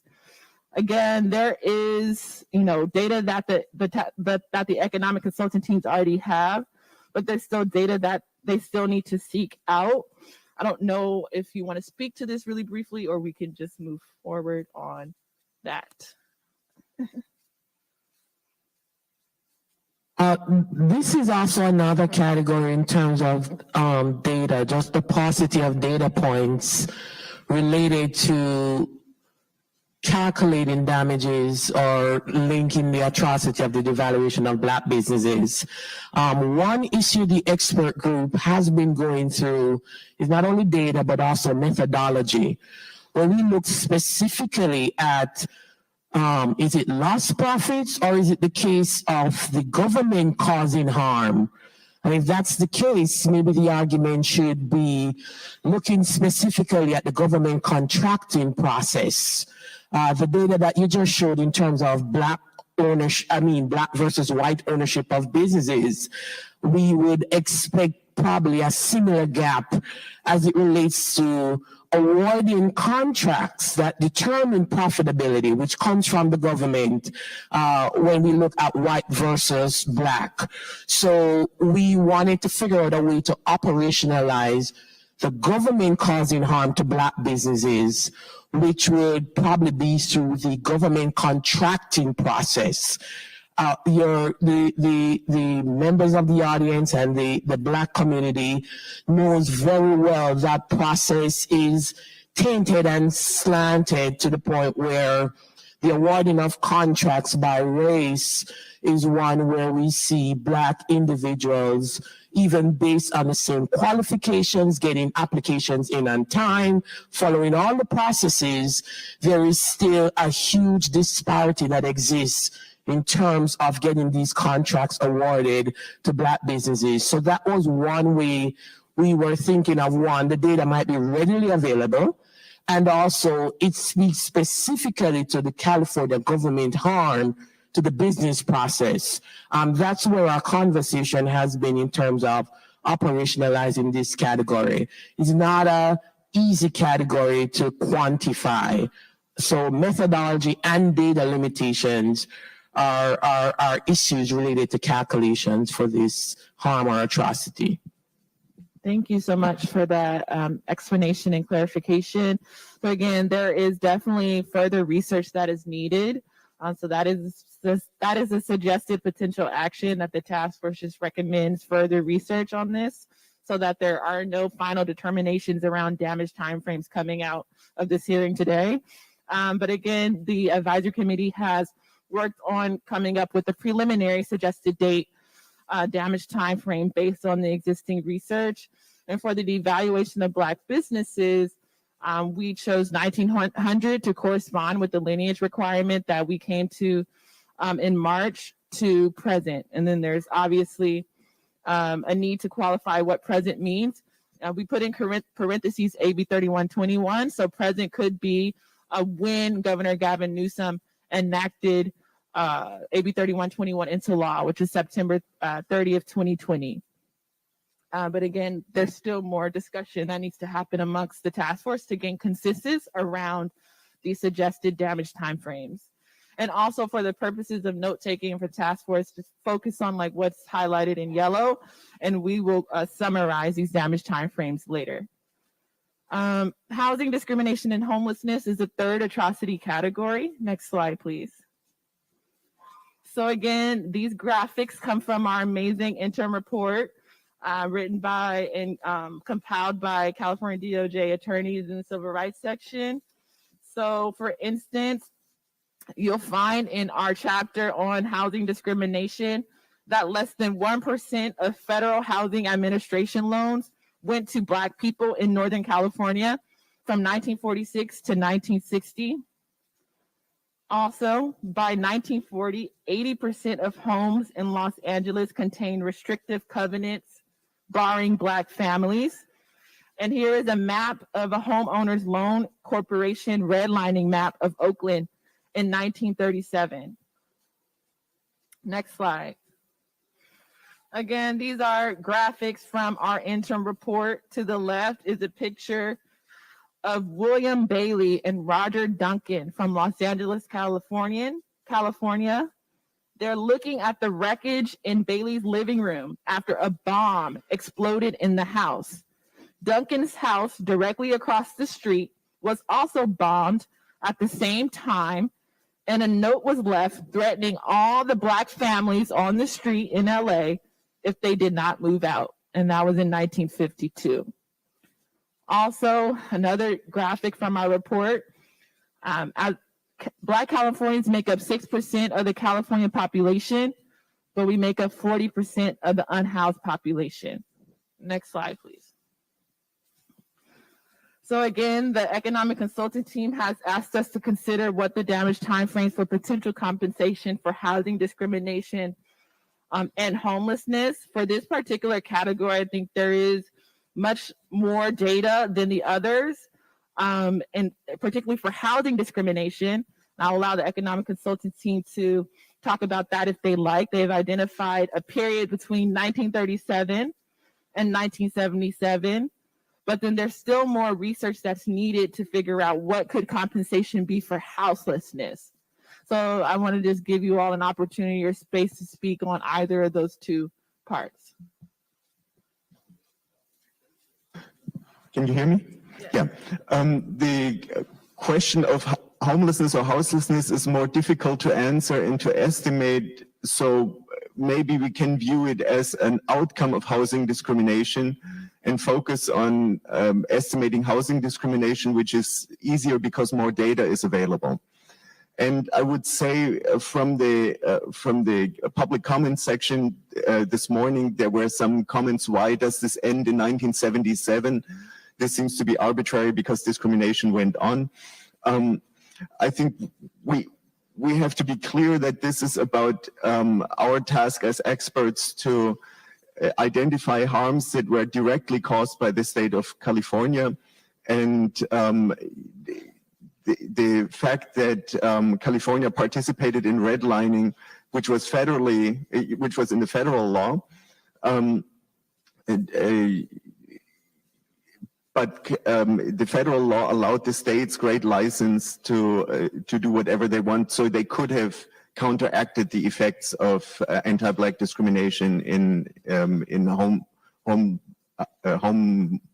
loans. I'm not sure if Holk, I'm not sure where the beginning year 1937 is coming from. I thought Holk was founded in 1933. So that's something that I would need some more guidance on. But basically we can compare the entire housing stock that was in the hands of Black Americans in California in 1930 census, that's 3 years before Holk was founded, to the entire housing stock that was in Black Californian hands in 1988, in the 1980 census, that's 3 years after the Community Reinvestment Act banned redlining. And that is the time period that California could have prevented redlining and did not. So I think that's an explanation that would hopefully make it clear to the commenter this morning why in 1977. Of course, discrimination went on, but we need data to estimate that, and that becomes more complicated. Yeah, so pause to recognize Vice Chair Brown. Thank you. So go ahead. Excuse me. Yeah, so with that, basically, we can compare the housing, the total value of housing that was available in Black Californian hands to the total housing value that was available in white Californians' hands, and calculate the difference and come up with an estimate of what was lost to Black Californians, and based on that, compensation could be paid out. Thank you. Thank you. I think also this would be an opportune time to clear up any misinformation that came out in the press earlier this month around the fabrication that the task force has made any recommendations, final recommendations, let alone final recommendations that have monetary figures. So there was, some headlines saying that the task force recommended, $223,239 or $5,000 for each year between 1933 and 1977 for all African Americans in the state, which is not true. These are figures that came from the economic consultant team as estimates of California's maximum liability for housing discrimination, racist redlining practice, if in fact all Black people so happen to be eligible. And so I just wanted to also provide an opportunity for the economic consultant team to clear up anything around that as well. These were preliminary calculations, so that is the first point. And then as they were calculating the maximum liability if every Black Californian were eligible, which may not be the case, and that's just data we don't have yet. And a third point is that I think, as I understand our role as experts, we are calculating what the losses were to African Americans. That is quite distinct from the question what should be compensated, which is for the task force to determine. And sometimes not the full amounts are paid, depending on negotiations. That's a political question that we as an expert team can't answer. So for us, it's estimating the losses to Black Californians and putting a figure on that. And these were preliminary figures and they shouldn't be taken out of context. Thank you so much, Professor Kramer. I want to take a pause to recognize California Assembly Member Mia Bonta, who has came today to give some remarks. Thank you so much, Assembly Member Bonta, for your presence. I want to take a pause to see if you would like to share any thoughts at this time. Everyone.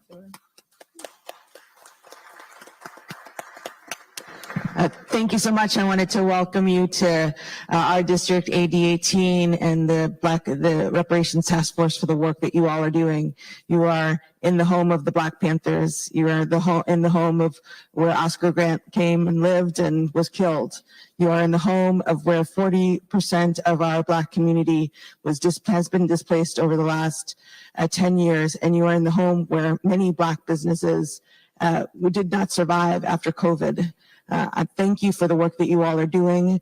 I want to appreciate and acknowledge my colleagues in the legislature, the Honorable Senator Bradford, as well as the Honorable Reggie Jones-Sawyer, and the work that you all do every single day to make sure that we can ensure that in our Black community, we are actually addressing head-on the atrocities and harms that have been committed for far too long in the state of California and in this nation. So thank you for your work. We appreciate what you all are doing. We know that you are digging in to every single last detail and taking much of your time and energy to be able to do that. You heard from our advocates, our leaders, our inspirations and our aspirations in public comment today. And I want to thank the public for coming out and speaking their truths to keep us centered and grounded in the work that you all are doing.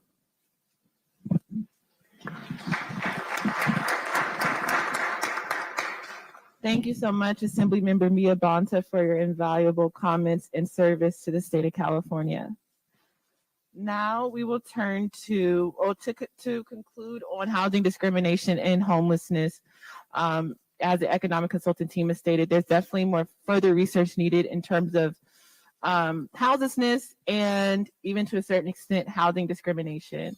But the suggested potential action item again is further research is needed and or to codify the damage timeframes given to us by the economic consultant team, which is 1933, the beginning of HOKE, to 1977, which was the Community Reinvestment Act. Next slide, please. So the next damage or atrocity category that the economic consultant team has identified for potential compensation, for potential reparations in the form of compensation, is mass incarceration and over-policing. Again, these are graphics from our interim report. African Americans are 3 times more likely to be killed by the police. More than half of all killings by police in the U.S. go unreported in the USA National Vital Statistics System database, from which some analysis is drawn. Also, federal and state governments chose to punish drug users during the war on drugs rather than offer medical help. The war on drugs, which continues today, is a cause for the high numbers of imprisoned African Americans, as evidence exists to suggest that African Americans use drugs at approximately the same rate or even less than white Americans. Next slide. So I would like to turn to the economic consultant team to provide a rationale on the data that's needed, the data that already exists in terms of potential reparations in the form of compensation for mass incarceration and over policing. Again, the potential action item that we are asking the task force to decide today is that further research is needed. But based on the existing research that the economic consulting team has provided, they have stated that that the damage timeframes for reparations in the form of compensation for mass incarceration should be 1970, which was the start of the war on drugs, to present. And again, there's work to qualify what the present actually means. And then for over policing, the economic consulting team suggested the damage time frame for potential compensation for over policing should also be 1970 or 1971 to present. And then this is very interesting because based on the economic consultant's rationale, law enforcement was directed at the entire African American community and therefore affects all Black Californian descendants of the enslaved in the United States who lived in the state during the war on drugs, roughly coinciding with the 1970-2020 timeframe. So what that suggests to me when we were thinking about it is that you could be eligible for reparations in the form of compensation for mass incarceration over policing, even if you weren't incarcerated for drugs, right? Just because you were African American and you were living in that environment where you could be over policed, you could be rounded up, you could be stopped and frisked, and therefore you were harmed in that universe of harm. So I wanted to give an opportunity for you all to discuss that rationale.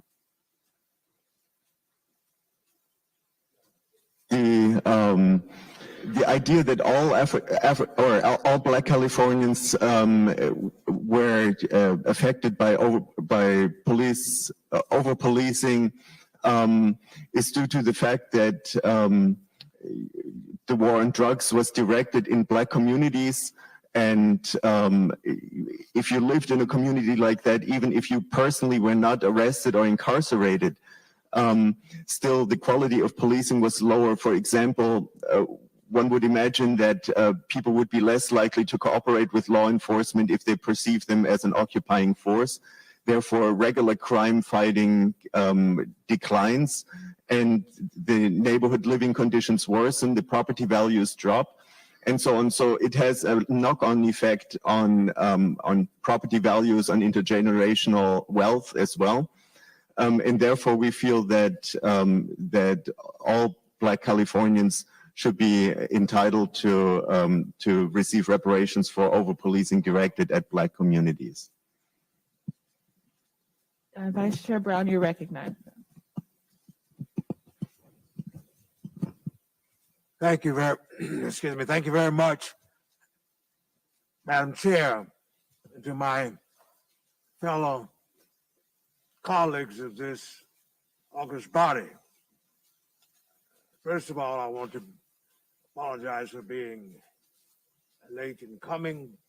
I have a good excuse.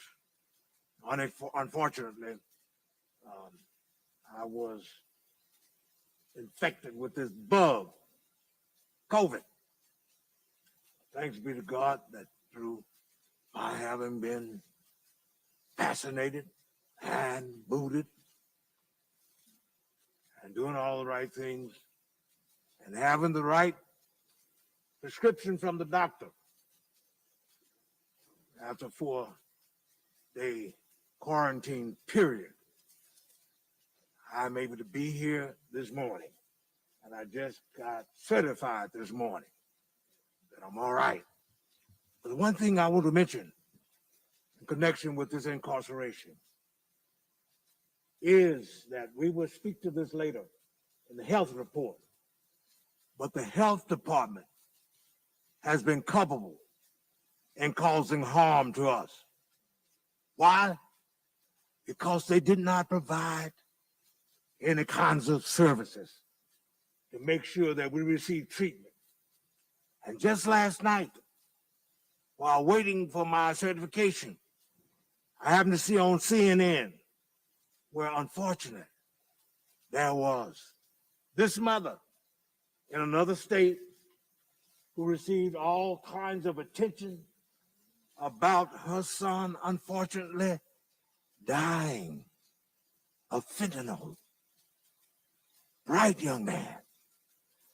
But when the drugs were coming into the Black community, no senators, no representatives of legislative bodies and cities did anything to say that Black folks deserved having medical services to deal with a drug problem.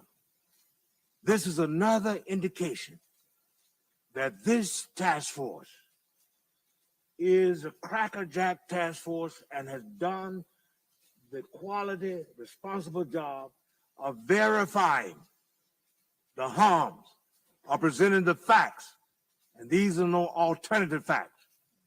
But we know that we have a charge to keep. And this task force will not be deterred. We will not be thrown off track by any of those negative forces out there who tried recently even about this bogus projection of that $200,000 plus fee coming to the Black community without this body having voted officially on such.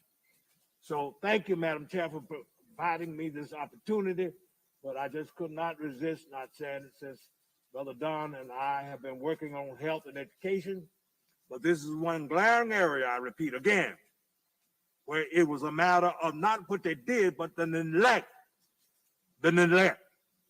And they did absolutely nothing to make sure that Black folks receive quality treatment programs in local cities, in the state. Thank you very much, Madam Chair.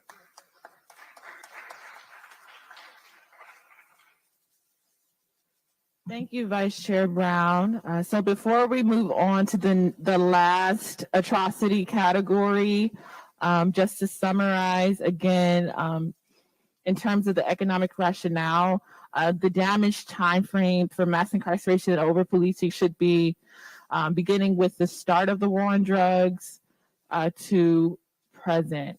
Member Javon Scott Lewis, do you have any thoughts on? Okay, so we can move to health harms. So the last category, next slide, is on health harms. Again, this is data and graphics from our historic interim report. Compared to white Californians, Black Californians are exposed to 40% more particulate matter from cars, trucks, and buses.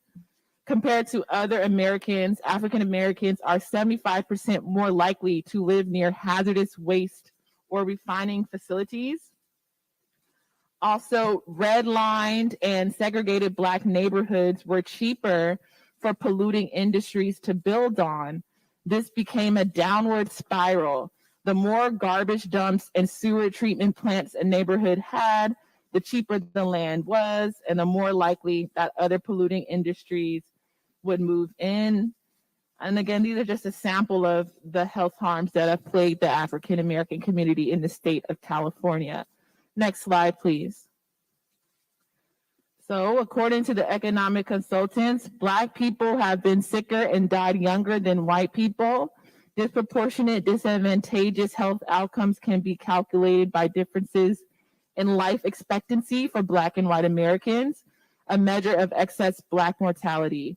Disparities in illness and morbidity correlate with higher death rates among Black Americans during the adult years. This even affects Black children. According to our report, Black children are 3 times more likely to have elevated levels in their blood.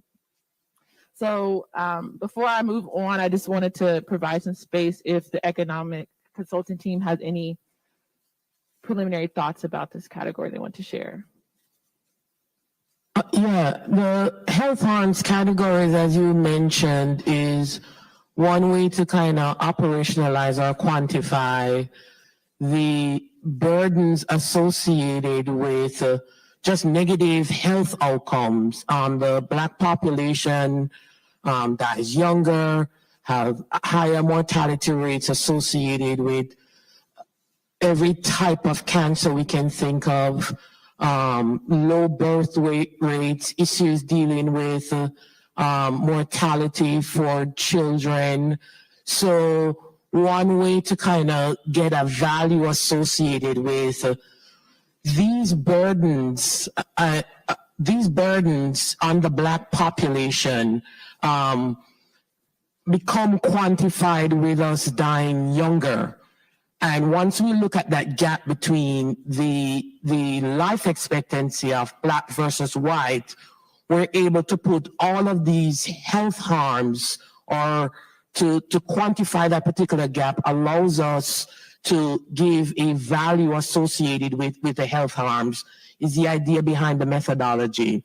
It also allows for us to have a greater conversation around some of what we heard from the public today associated with not just cancer or diabetes or blood pressure, but the stress of being Black in these communities.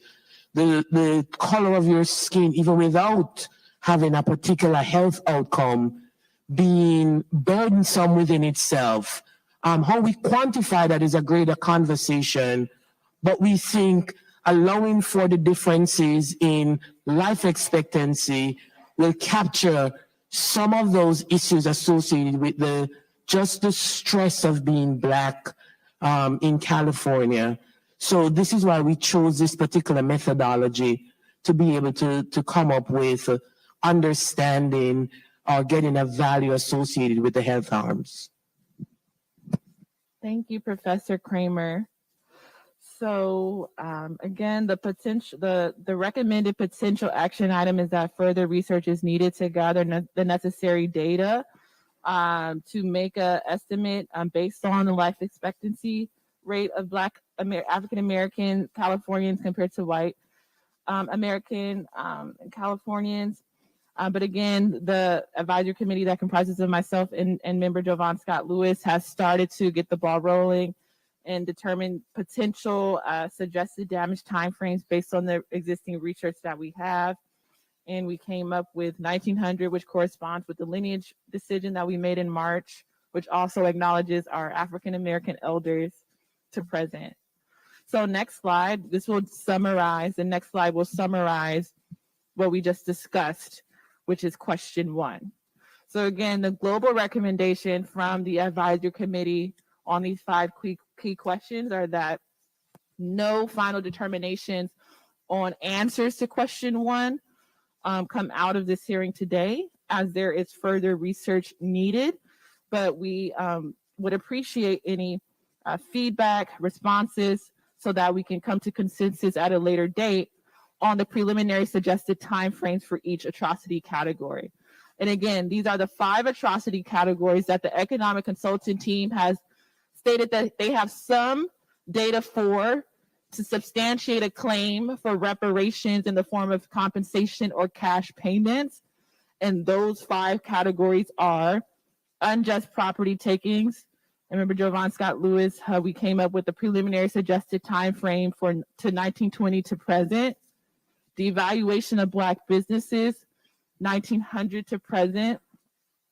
Housing discrimination and houselessness, 1933 to 1977 to correspond with Hoke and the Community Reinvestment Act, which marked the end of legal housing discrimination in the state of California.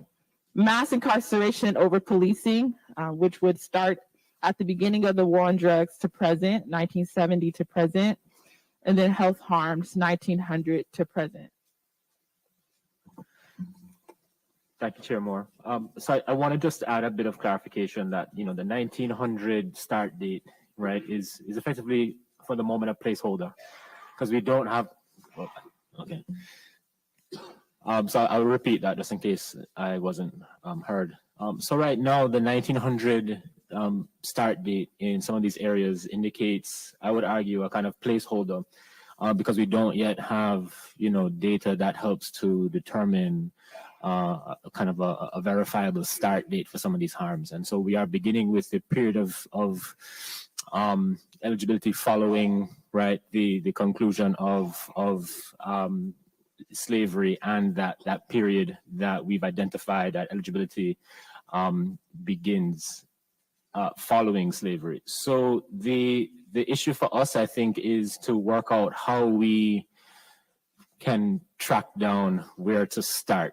And so I think, you know, with areas 1, 3, and 4, we have, I think, a pretty decent idea of exactly what the bracketed periods are. But it seems as if we still need to have, you know, some further communication with the economics team as to how we can go about, you know, start finding those start dates for those other areas. So again, I mentioned earlier, if you can provide some guidance as to where we can perhaps begin to look, right? And I understand that, you know, part of your scope of work is not to go out there and find data for us, right? Your job is to analyze it, help us to determine how we can come up with a calculation. But again, we want to know, you know, to what extent can the DOJ, can the task force and our respective, you know, advisory groups go about doing the work of finding information for you? Related, and I'll talk about this tomorrow, but with issues of the wealth gap, right? We had a conversation a couple of weeks ago, and, you know, just, you know, I hate to, you know, spoiler alert or whatever, but we don't yet know what the actual racial wealth gap in the state of California is, right? We don't know what that is. And so part of what we will hopefully, you know, be able to do over the course of the next few months is to engage with different entities to try and find out what we can. And so in the same vein, we want to kind of do that, right, with these, with areas 2 and 5. And so if you can give us some kind of preliminary sense as to where we might look, what kind of resources will be necessary for you to begin, you know, determining that period, that would be very helpful. And we don't have to, you don't have to answer now, but this is just in terms of what we're doing going forward, right? And it's important for the public to know that this is, you know, the first time that we've all sat down to kind of figure out some of these questions. And so this is just a preliminary presentation over this today and tomorrow about what we really don't know, right? I mean, I think up until this moment, we did not really know what we didn't know. And now we have a good sense of what we do not know, and our jobs over the next few months is to determine how we can answer those questions. So if you could help us in with those 2 areas going forward, that would be helpful. Thank you. So we'll now turn to the second of the 5 key questions that the economic consulting team has asked the task force to consider, and that the advisory committee has started to come up with some preliminary responses. The first question was, you know, the bulk of the presentation, so the rest should kind of speed through. But so next slide, please. So again, the question that the economic consulting team has asked us to consider is, will there be a California residency requirement for reparations in the form of compensation or cash payments? And if yes, how will it be determined? Next slide. And so these are some guiding questions that the advisory committee has come up with in terms of how do we determine California residency for the purposes of reparations in the form of compensation. How will residency be determined? What should be the cutoff date? And then also qualifying this question, what is the African American Californian experience? How can it be qualified? Is it qualified by significant historical events? Could it be qualified by collectively experiencing or suffering from state-sanctioned violence? Could it be qualified by collective organizing by the African American California community? And so this question is very kind of theoretical, but we will continue on with the presentation. Next slide, please. So again, what qualifies a California resident for the purposes of compensation? Again, this is a framing question. Should you have residency going all the way back to the gold rush? For instance, in the first test of California's fugitive slave law, 3 formerly enslaved Black men, including Robert Perkins, had built a lucrative mining supply business, and they were stripped of their freedom and deported back to Mississippi. And you can find more about this at ACLU Gold Chains Project. Also, Bridget Biddy Mason was brought as a slave to California. So again, just a very theoretical question. In terms of residency, should you have, familial connections going all the way back to the gold rush, for instance? We still have to figure that out. Next slide. Or should you have residency going all the way back to the California Black conventions? For instance, the Colored Citizens Convention in 1855 to 1865. Black migrants with hopes for a new start free of the barriers of white racism did not find a promised land awaiting them in California. Yet the rapid succession of 4 California state conventions indicates how quickly Black men and women began to work together toward their vision of achieving economic, civil, and human rights. As noted historian of the Black West, Quinter Taylor, has observed, the collective energy and creativity that African Americans poured into political organizing in California challenged stock images of rugged individualism of the American West. And to the right is a picture of, or a pamphlet of, the first state convention of the colored citizens of the state of California, which was held at Sacramento, November 20th, in 1855. Next slide, please. Or should your residency be determined if you have California connections dating back to 1912, when, for instance, the Bruces obtained their property in Manhattan Beach? Or 1948, when West Oakland was encircled with freeways, physically dividing the primarily African American neighborhood and its residents from the rest of the city. Next slide, please. Yes. I think we have others that are supposed to make presentations. How long is this presentation?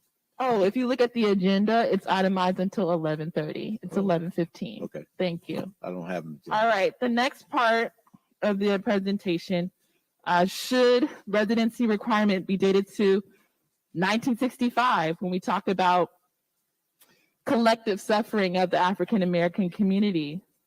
The Watts riots of 1965 were a series of violent confrontations between LA police and residents of Watts and other predominantly African American neighborhoods of South Central LA that began August 11th, 1965 and lasted 6 days. Next slide, please.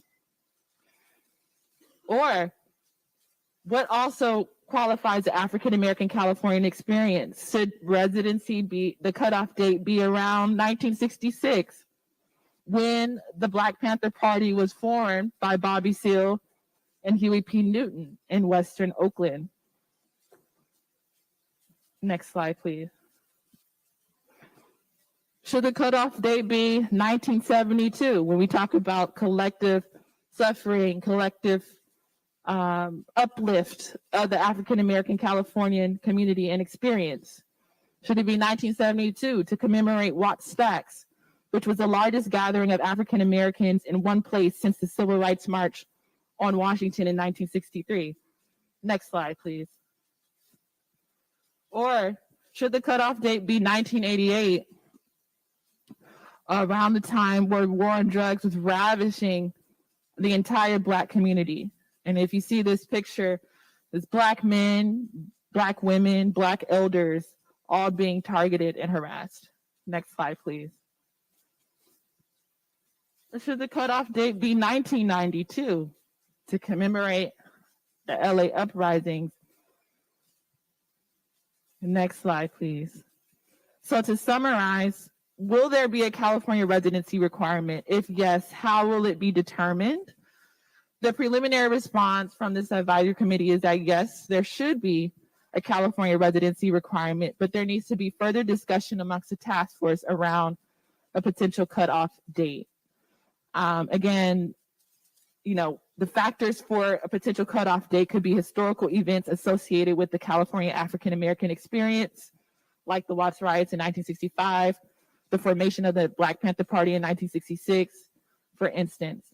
Potential implications of a cutoff date would mean potential claimants must be an individual or come from a family that moved to California at least 2 to 3 generations ago. Again, preliminary, how do you determine residency? We've come up with a list of different items, which include, which is not limited to voter registration records, car registration records, letters from homeless shelters and organizations, home utility bills, school documents, medical records, etc. Next slide, please. So the third question that we were asked to consider is, what year determines the beginning of harm? Are there different starting points and endpoints for each atrocity category? So I'll turn to member Scott Lewis for the preliminary suggestions on that.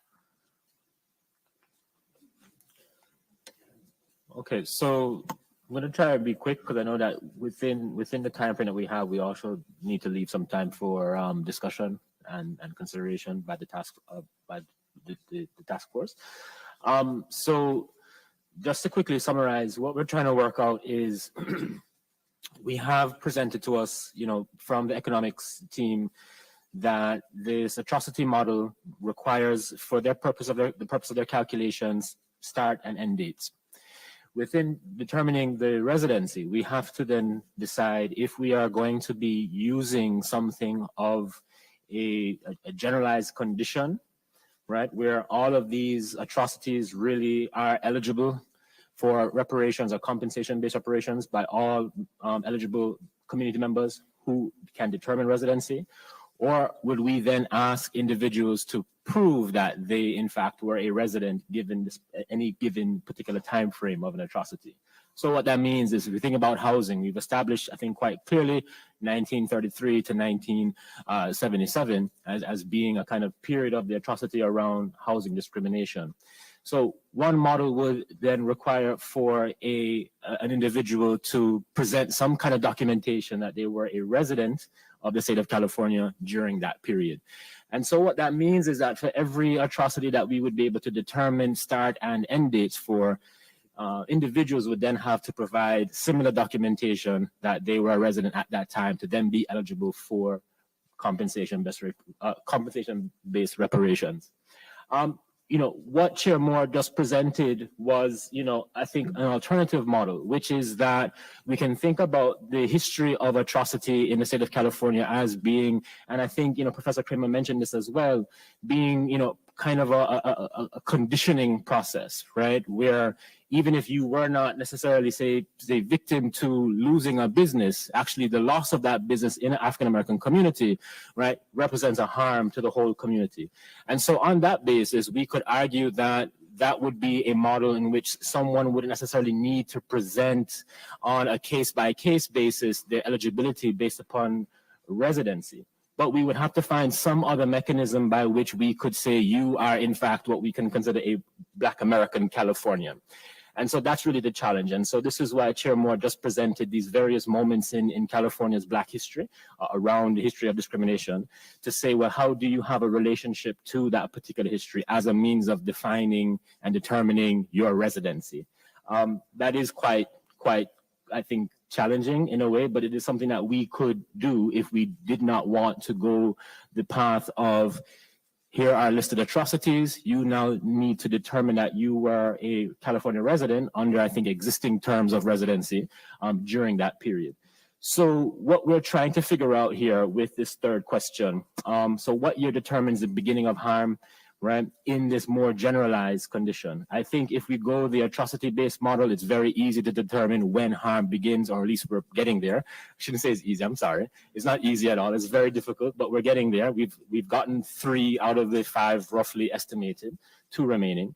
But if we go that atrocity-based model where an individual then need to provide some documentation indicating that they were resident during the period, we know what those start dates and end dates will be. However, if we go with a more generalized model, then we will have to, as a task force, decide, well, when do the harms start and when do they end? And then how does that then correlate with a means of determining one's residency? I should note, way back when we had Secretary of State, Dr. Shirley Weber visit, we asked this question about residency, and the answer wasn't necessarily very prescriptive. You know, I think at that time, what we heard from her was that the kind of normal terms of residency kind of stood. We would have to then decide if we want to do that. If we did that, then we would then have to decide, well, what are the, you know, of these, say, called 2 models, what are the best means by which we can use normative determinants of residency within a reparations model? It might be the atrocity, you know, the atrocity kind of framework. But if we wanted to go with a more generalized condition, right? Because to be fair, looking at these dates, you see this continuous onslaught of discrimination, of atrocity. You know, they're almost like picking up and they're overlapping in these ways that are just horrifying. So we know that this is really a general condition of harm, but we would have to figure out when we decide that those harms begin in a way that the broad the broad category of eligible persons would then be able to determine their residency and therefore be eligible for compensation. So that's just a brief overview of where we're at and what we have to kind of discuss. And I think, you know, if you don't mind, Chair Moore, if we can maybe just, yeah. This is the last 2. We gotta get through the last 2. Go ahead, Vice Chair Brown, you're recognized. Thank you, Madam Chair. My colleagues, since we're talking about dates, I think we should establish the date as being when Peter Burnett put his feet on California soil and became the first governor of this state. He came here as an arch racist. He also introduced legislation to prohibit Black folks from settling in California. And that was a beginning point of harm. A public official, a policymaker of this state, and during the times of the arguments around that civil rights case of the West, 1857, of R.C. Lee, from my native state of Mississippi. That's when all of the harm started in this state, on this land. And also we may have another date when that preacher, Allensworth, attempted to establish an educational institution. What happened in the state?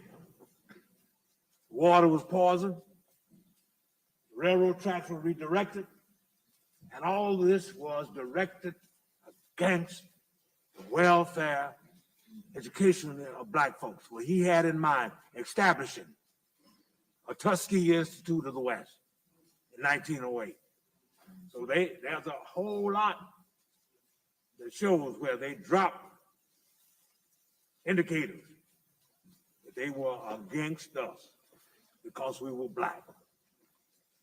Thank you so much, Vice Chair Brown. And so for the last 2 questions, I'll leave it to Member Jovan Scott Lewis to summarize. The 4th question: will direct victims and/or all African-American descendants of U.S. slavery in California who meet the residency requirement be compensated? So that's the next slide, please. And then the following slide is: how will reparations be paid and measured to ensure the form of payment aligns with the estimate of damages? Thank you. And so that was the point that I was bringing up, right? Is that we have 2 choices really. So if we want for there to be this, again, this specific sense of a harm begins at this point and it ends at this point, and then we tie residency to that particular timeline of each atrocity, then what that means that it almost necessarily limits compensation to individuals who can then prove that they were directly impacted or were resident at the time of that particular atrocity.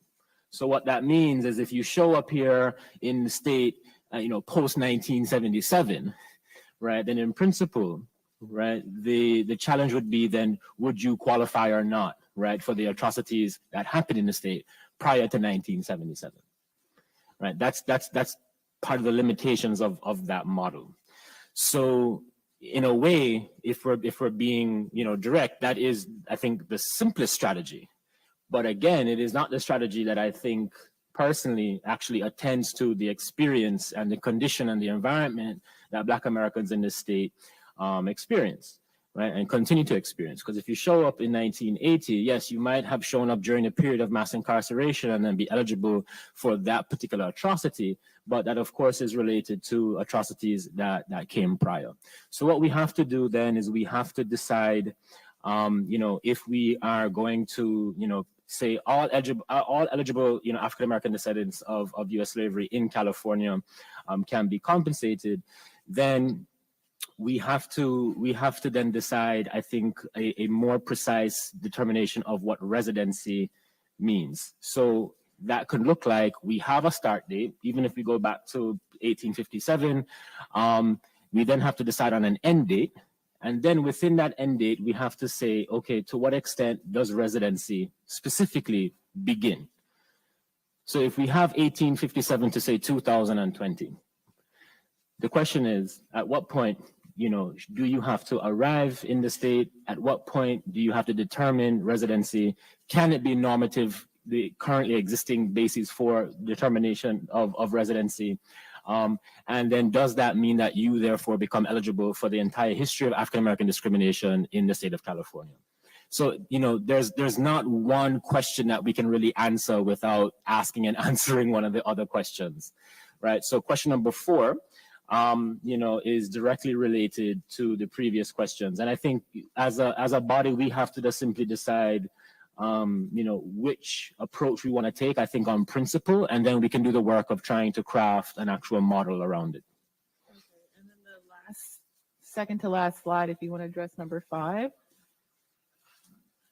Yeah, we don't know number 5. Yeah. Okay. we don't. I mean, this is the question, right? And we will get there. But again, as I mentioned, we can't really answer number 5 yet. And I think, thinking more about it, number 5 needs significant greater participation from the whole body actually to discuss. And I think, at some point we might need to agendize, that as a topic of discussion, for an hour long or something like that. And the last slide, please. The last slide. Task force member questions, discussion to the experts' responses to the questions, and potential action. So this is the point where we will welcome feedback from task force members on our presentation. And then for purposes of expedition, we are proposing that the task force approve the proposed preliminary recommendations as presented, unless there are any amendments you want to discuss, so that they are returned to the DOJ staff for refinement, finalization, and preparation for presentation, and a final vote during the January task force meeting. So at this time, are there any questions or discussion points about our presentation from the task force members? And if there are not, again, we are asking to entertain a motion to approve the proposed preliminary recommendations as presented. Member Jones Sawyer, you're recognized. The fact that we've probably come to the end of your presentation and to be able to give us time to really delve into this, maybe we need to table that portion where we can have discussion, but I'll leave that up to you. You are the chair and you're supposed to keep us on time. And I don't want to have the other members who put in a lot of time and effort to get their presentation done at this time, and they have an hour to do it. And so the only thing I would like to add, because it was brought up in recent newspaper, when it comes to really lineage and whether or not non-African or African Americans or people who are white are able to get, because of the lineage decision we made, we may have to revisit, because if we're not trying to give money to non-African Americans in what we're doing. And so we may have to may add that to what your studies, so we can make sure that, I'm going to use the word bulletproof, so that we make sure that the money actually gets to African Americans that need it the most, and we don't leave them out. Then just quickly, only because she's here, my colleague, Assemblymember Mia Bonta, just arrived a little while ago, and I would hope that we leave some time for her to speak. She already did. Oh, I'm sorry I missed you. Then that's it. You. Member Montgomery, stop, you're recognized. Thank you, Chair Moore. I have quite a few questions that I'm not going to ask right now. And that leads me to my point, which is, I think these 5 questions deserve a half a day of us being able to go back and forth with. And the presentation was very thorough. I don't really see how we could have done it quicker, right? So I just think that I would prefer not to move anything with any kind of stamp on it from the task force at this time. I would love to continue this conversation. Of course, we have to have a timeline because we have to be done by April, I believe, for the DOJ to do. I may be misspeaking, but the point is we only have a couple more months. But I think this conversation deserves a lot more time on all 5 of the questions. This is the foundation of all the other recommendations. So this is the most important, in my opinion, most important conversation that we will have. And so I would just like to put that out there, that I don't know if we need a motion to continue the conversation. I think it can just be agendized for the next time, but I don't think we need to put any stamp on it at this point. So, point of order, I just want to get clarification. You were asking to move this to the January agenda and then not take any action now, so that you have appropriate time to discuss it. Yes, and it is my understanding from looking forward for the proposed agenda that it's already on there, maybe not in the way that I'm describing, but it is on there. Mm-hmm. And so we can look at those timeframes when we talk about that item. I'm open to feedback. We should not be rushing this portion of the conversation. One thing that we don't want DOJ staff to stand still. So one thing that you want to do, I think, is to, you can make a motion to preliminarily accept it. It stays on the agenda. You can still discuss it, amend it, take whatever action you want at the next time, but recognizing that this is a preliminary answer, it moves it back to them. And then if you have questions, you have an opportunity to send questions, send your comments, send any additional questions you want them to research for January. They can do all of that if you direct them to do that. I'm speaking for the staff. No, and I'll just add to that. So okay. I think here would be sort of a proposal that I would have. This is your opportunity, and again, time is short, and we do have another presentation and then lunch, and it's a long day already.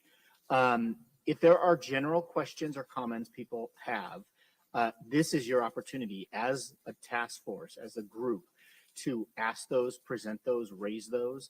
You can also communicate to DOJ staff, each of you individually, outside of the course of the meeting.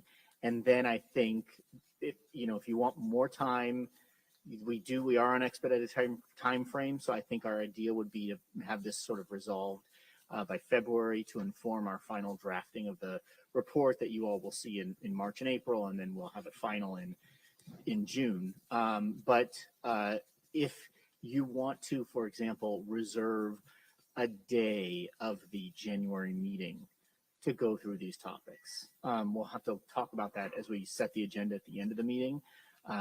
Have a day of that meeting, or add a day of that meeting, or something like that, to give room to talk through these. Meanwhile, I do think if anybody has significant concerns with any of these recommendations. It could probably be, this is the forum in order to do it, so it's not to set it back like basically a month from now. So I would do a broad motion that the DOJ continue to work with the committee members and take additional feedback from task force members on these 5 questions.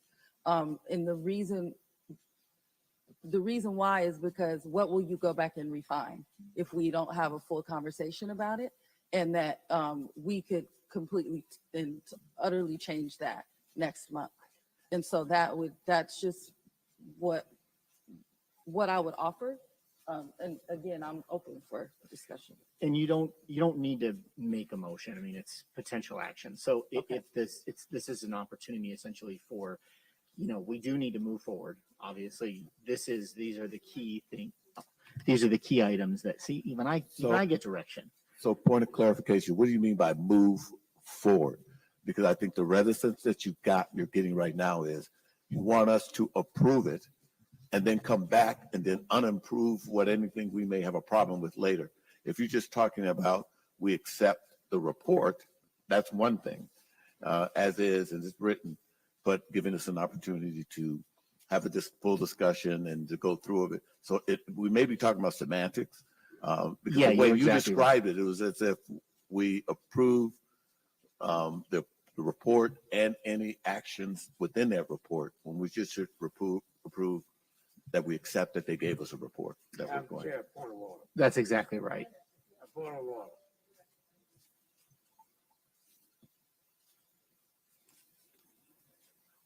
The sentiment has been expressed that we will continue to receive input between now and January. So I don't see what the issue is. And everybody will have time to interface with the staff. Everybody will have their day. So, Madam Chair, I move that we move the agenda and that we move that. I move that we continue to receive from the task force. I make the motion. Again, so there's no motion is necessary. I think to Member Jones Sawyer's. My motion is to make it official so there's no confusion. Okay. Exactly what my colleague here was saying, that we will continue to receive conversation on this matter. And at the January meeting, it will have given us sufficient time to discuss it.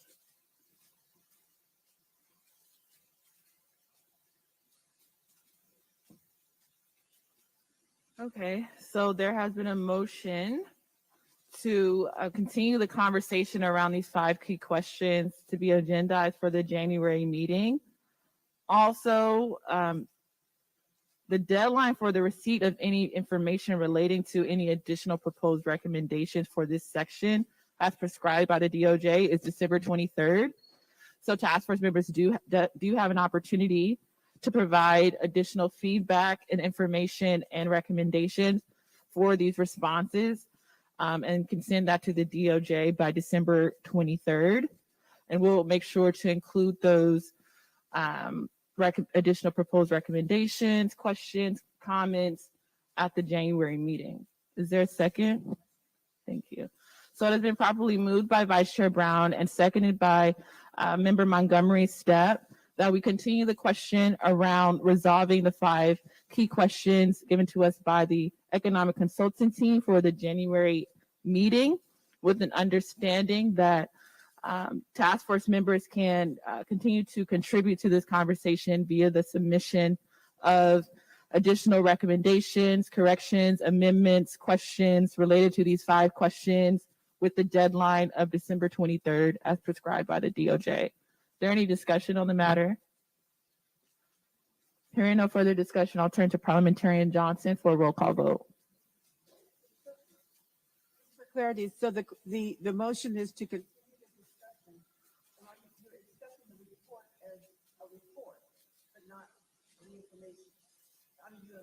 not accepting it as an approval of what's in the report, but just the report itself that it was given.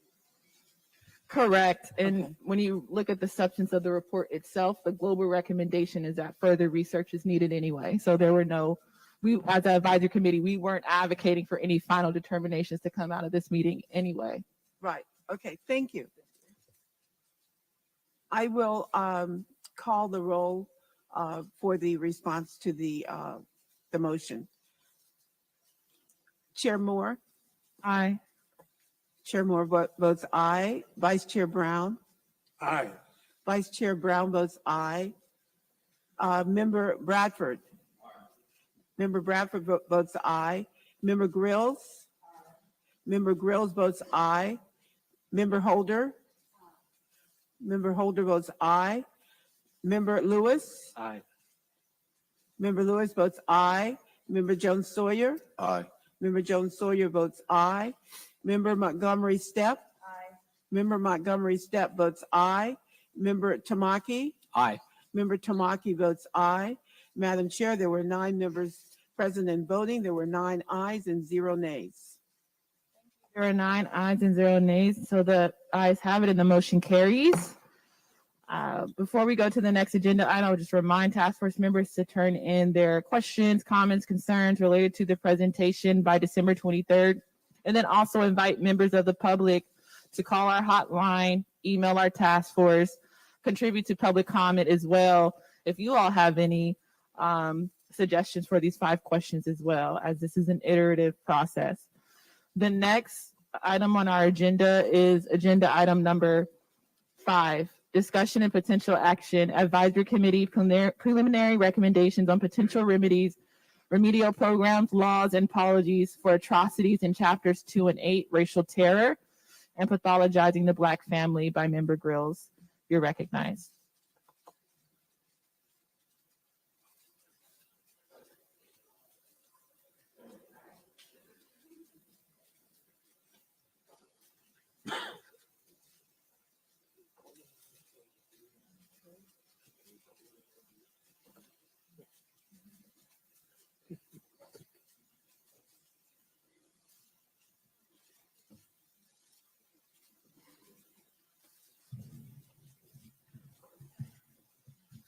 And I'm just for the task force's awareness, just as we have deputy attorneys general who've assisted in the development of all of these.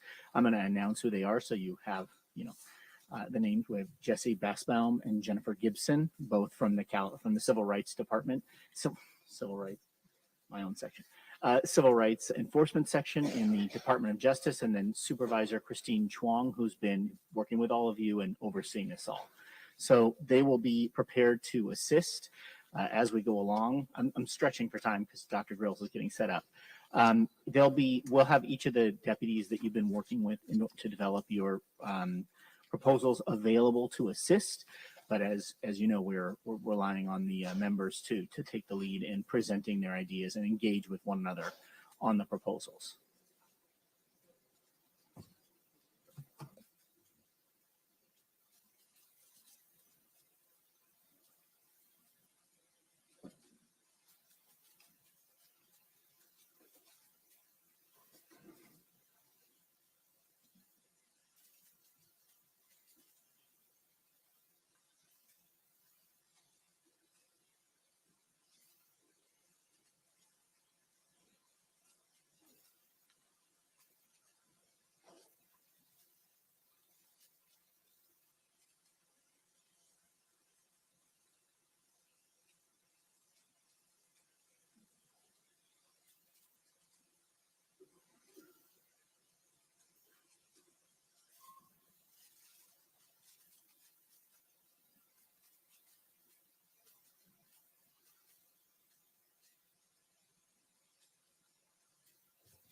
Okay, I think this is working now. Good morning, everyone. So I'm going to be presenting on 2 chapters, Chapter 3, Racial Terror, and Chapter 8, Pathologizing Black Families. Starting with Chapter 3, Racial Terror, I want to give a little context to the recommendations to be shared enslavement and its aftermath have been referred to as humanicide. That's a term coined by Pieter Drost in 1959, and it was adopted by Hunter Adams as the only term large enough to frame what actually happened to people of African ancestry. Humanicide is the natural crime against human existence in a civilized society. So Adams, in describing his use of that term, said that it transcends Lemkin's original intent of the meaning of genocide and extends Charney's 5 categories of ethnocide. Humanicide is not equivalent to racism, discrimination, or even apartheid. It encompasses and eclipses them. It outlines how the process of killing of a people's or a person's identity, culture, history, language, religion, socialization, and family relations occurred. It considers punitive killings, including those measures used to enforce compliance with the oppressive system. Adams also goes on to say that we are dealing with a system of exploitation that is so comprehensive, it resulted in the denial of a people's ability to survive on their own terms, loss of control of their children's custody and socialization, and untimely loss of control of their future. So that is the backdrop in talking about this issue of racial terror. James Baldwin Member said— Grills, I just got note that folks can't hear, so all task force members just try to speak very close to the mic so that you can be heard. Okay. James Baldwin said that people are trapped in history and history is trapped in them. Reparations should provide us an escape plan. Now, in that context, when you look at this history, our past is in fact our present. And what you see here is just a sample of the many ways in which racial terror has been meted out against Black people. It's a multifaceted dynamic, and it's going to require a multifaceted set of reparations proposals. So starting with this understanding of racial terror leads to racial trauma. That's an ongoing presence of racial stress. Racial trauma, also known as race-based traumatic stress, refers to the stressful impact of emotional pain of experiencing racism and discrimination. Common traumatic stress reactions that reflect racial trauma include things like increased vigilance and suspicion. One, in fact, could argue that Black people are always on alert for the next thing that's going to happen that could cost us our lives. It's reflected in increased sensitivity to threat, the sense of a foreshortened future, and maladaptive responses to stress, like aggression, substance use, defensiveness. So what we're talking about is a multidimensional, multi-generational terror, and it requires, in terms of reparations, building a culture of repair to restore a number of things, including psychological, emotional, spiritual, and physical well-being, a sense of agency, hope, narrowed sense of time is addressed. And what that means is that people who have a narrowed sense of time are living in a chronic state of danger. And as a result, they do not develop a sense of future. And unfortunately, our babies, our children, often have lost a sense of hope, and they frequently view dying as an expected outcome. I can't tell you how many Black teenagers I've heard say, I'm not gonna make it to 21 anyway. Okay. It also involves addressing and restoring community well-being and the ability to see and be with each other as Black people from a place of compassion, connection, and free of the anti-Black narrative. So we must build a culture of repair, because exposure to racism can result in all of these psychological issues that I mentioned. It leads to basic behavioral exhaustion and psychological distress. and that racial trauma doesn't occur in a vacuum. It's worsened by the cumulative impact of multiple traumas, personally and multi-generationally. And then what you end up seeing is it beginning to impact and shape things like community violence, victimization, etc. Racism and the trauma that results from racism exists at the interpersonal, environmental, institutional, and cultural levels, therefore affecting physical, social, and psychological health of individuals and entire communities. Eliminating racism and racial trauma, and therefore racial terror, will require interventions at all levels, from the individual to the family, to the community, to the nation. So I know that I'm about to share some of the recommendations related to racial terror. Both in this segment and on the Pathologizing the Black Family, you may see overlap with other areas that are going to be covered by other advisory committees. And at that point, we can figure out how to synthesize. I also want to say that these are preliminary. We're still doing the work of the legal analysis and refinement of what we will be sharing today, but also considering some other potential recommendations. So lastly, I have organized the recommendations here in terms of the international law categories. Okay, so the first here is racial terror recommendations to build a culture of repair, addressing guarantees of non-repetition.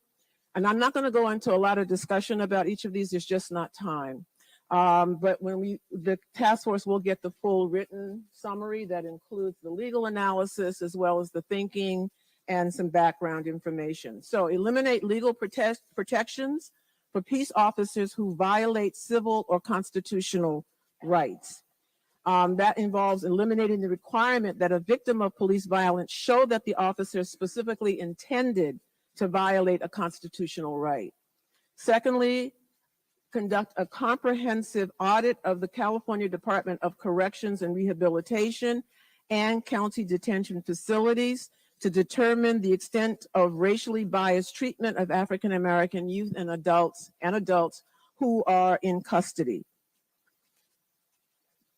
Third, incorporate behavioral health clinicians into the 911 response.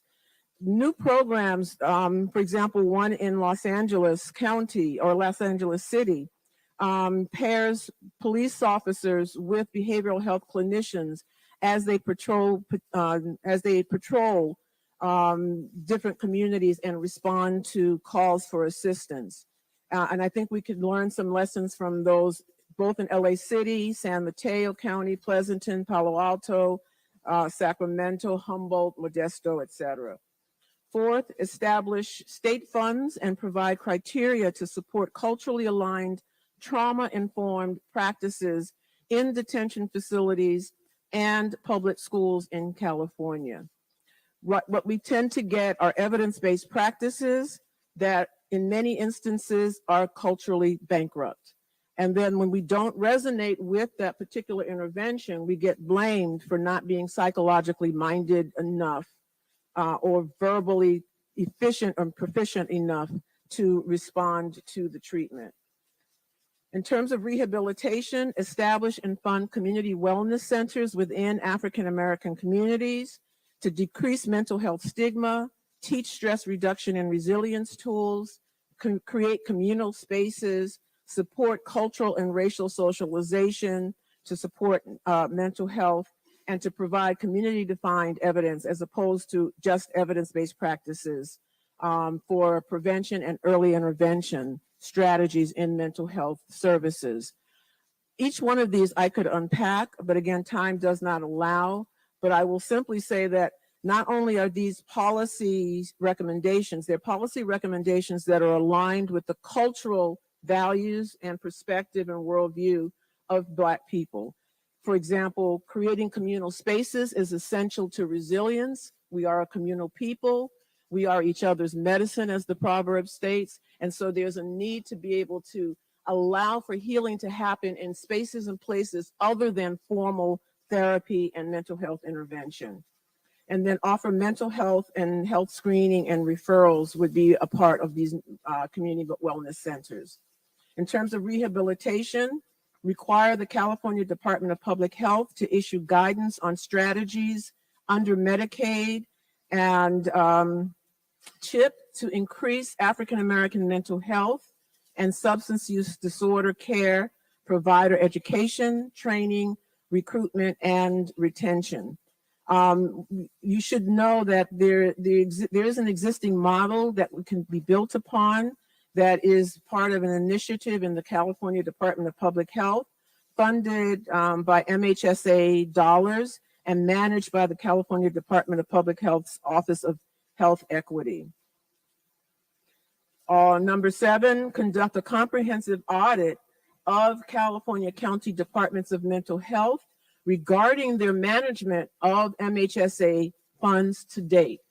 One of the things that we have seen happen in the past is that local county departments of mental health do not dispense the funds that they have available to them, and that would increase the number of community-based organizations that are able to deliver services that are culturally aligned and reflect the context and historical reality of the communities being served. The question is, to what extent are funds dispensed to the community as intended? And I put the as intended because when these MHSA dollars are dispensed, sometimes it looks like business as usual, as opposed to the intent of opening the door for more community-defined evidence and culturally based practices. In terms of restitution, fund community-driven solutions to decrease community violence at the family, school, and neighborhood levels. Possible funding source for this would be MHSA dollars dispensed by the county departments of mental health, and then place emphasis on prevention as well as early intervention, environmental change strategies, and the promotion of resilience in the face of racial stress. So that concludes the racial terror. I'll now share some thoughts about the pathologizing the Black family, and we can follow with questions after, if time permits. So in terms of pathologizing the Black family, we have to start with the basics. Basics is that white families in this country, since its beginning, has looked at white families as exemplars of social stability and Black families as exemplars of social instability. That narrative has been with us, not just even from the start of the United States as we know it today, but also for generations prior to that, starting in Portugal, under Prince Henry, who had to come up with a rationale for why he enslaved Africans in Portugal. And he got this guy Zurara to write a book that basically laid out the current anti-Black narrative that we are still living with today. So first of all, in terms of pathologizing the Black family, a little quick context. The racialized narrative is a critical issue. Black families are in disarray and were better off under slavery is one of those false racialized narratives. Another is that the impression of Black families that are often inspired from the news, television, movies, and music videos. Or media outlets, I should say, promoted and continue to promote racially biased portrayals and myths that pathologize Black families and idealize white families with respect to things like poverty, crime, mental health, and more.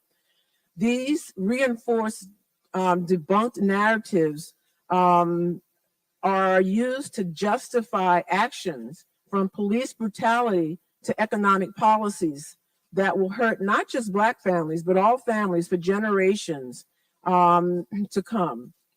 Scholars have long documented how news and opinion media warp public perceptions of gender and race by reinforcing myths and stereotypes about women and people of color and Black people especially. And so they play a dangerous role in spreading these anti-Black narratives, and that needs to be addressed. Governmental agencies and institutions implement policies and practices grounded in that narrative. And at the root of it all, of what ails our community, as Enola Aird from Community Healing Network has said, is the toxic idea that our lives are less valuable than the lives of others. Overcoming and overturning that idea is the key to transforming our lives. So to kind of end on this context piece, we have to understand that implicit bias is another contributor to the pathologizing of the African-American family. And every institution, every organization in this country contributes to this pathologizing of the Black family and the deepening of the implicit bias. Just as a quick example, I'm going to show you a subject matter topic and the images that are associated with it. When people speak of poverty or welfare, Black families. When people speak about child abuse or absentee fathers, Black families. When people speak about crime, Black people, Black families. There's a laundry list. This is just the tip of the iceberg. And we have information to counter these narratives. For example, with the absentee fathers, there was a 2013 study that is sent from the CDC itself that showed that Black fathers actually spend more time engaged in parenting than fathers of other races, doing things like bathing, diapering, taking their kids to activities, helping them with homework, etc. So how do we begin to flip that script? Because if we don't, there will always be this kind of underlying ideology that will disrupt and corrupt how Black families are seen and treated. So in terms of recommendations, not sure what happened there. Under the category of guarantees of non-repetition, reduce or eliminate racial disparities in the removal of African-American children from their homes and families. That involves audits of removals. That involves implementing procedures and annual state audits to address implicit bias. That involves reinvesting in promising child welfare community-based prevention practices that involve community-based organizations. There's another policy that has not yet been fully developed related to the overdiagnosis of African-American children in schools using a diagnosis category of social emotional disturbance. What that reflects is a diagnosis that tends to involve more severe depictions of the mental health status of children using diagnoses like schizophrenia and conduct disorder. This ends up pigeonholing Black children into these categories in school that really pretty much writes the roadmap for the rest of their lives. In terms of guarantees of non-repetition, curtail law enforcement activity in California schools and determine alternate methods to increase school safety.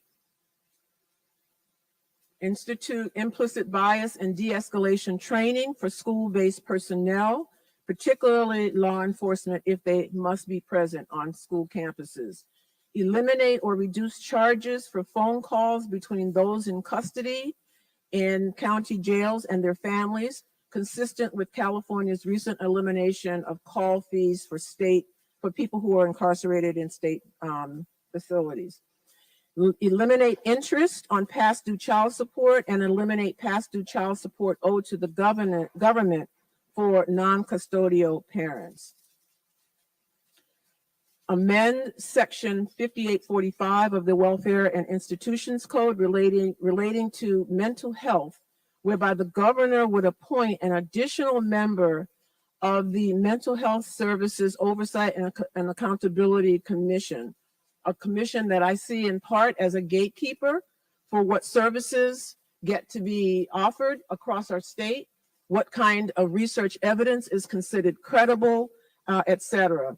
And this commission really needs to have someone on it that understands mental health disparities, particularly as they relate to the African-American community. Pursuant to Welfare and Institutions Code 5840, prioritize for adoption prevention and early intervention spending on community-defined evidence practice services at both the state and county levels. Again, this is to offer a wider range of opportunity for mental health support other than evidence-based practices. This involves the inclusion of CDEP language and under local jurisdictions with a concrete example of strategies that constitute culturally competent and linguistically appropriate prevention and intervention for Black residents of California. 9, increase the pipeline of funded, culturally qualified, community-based organizations to provide CDEPs, including provisions for technical assistance and program evaluation support. That's one of the ways that a lot of promising practices that are generated from our communities are dead in the water.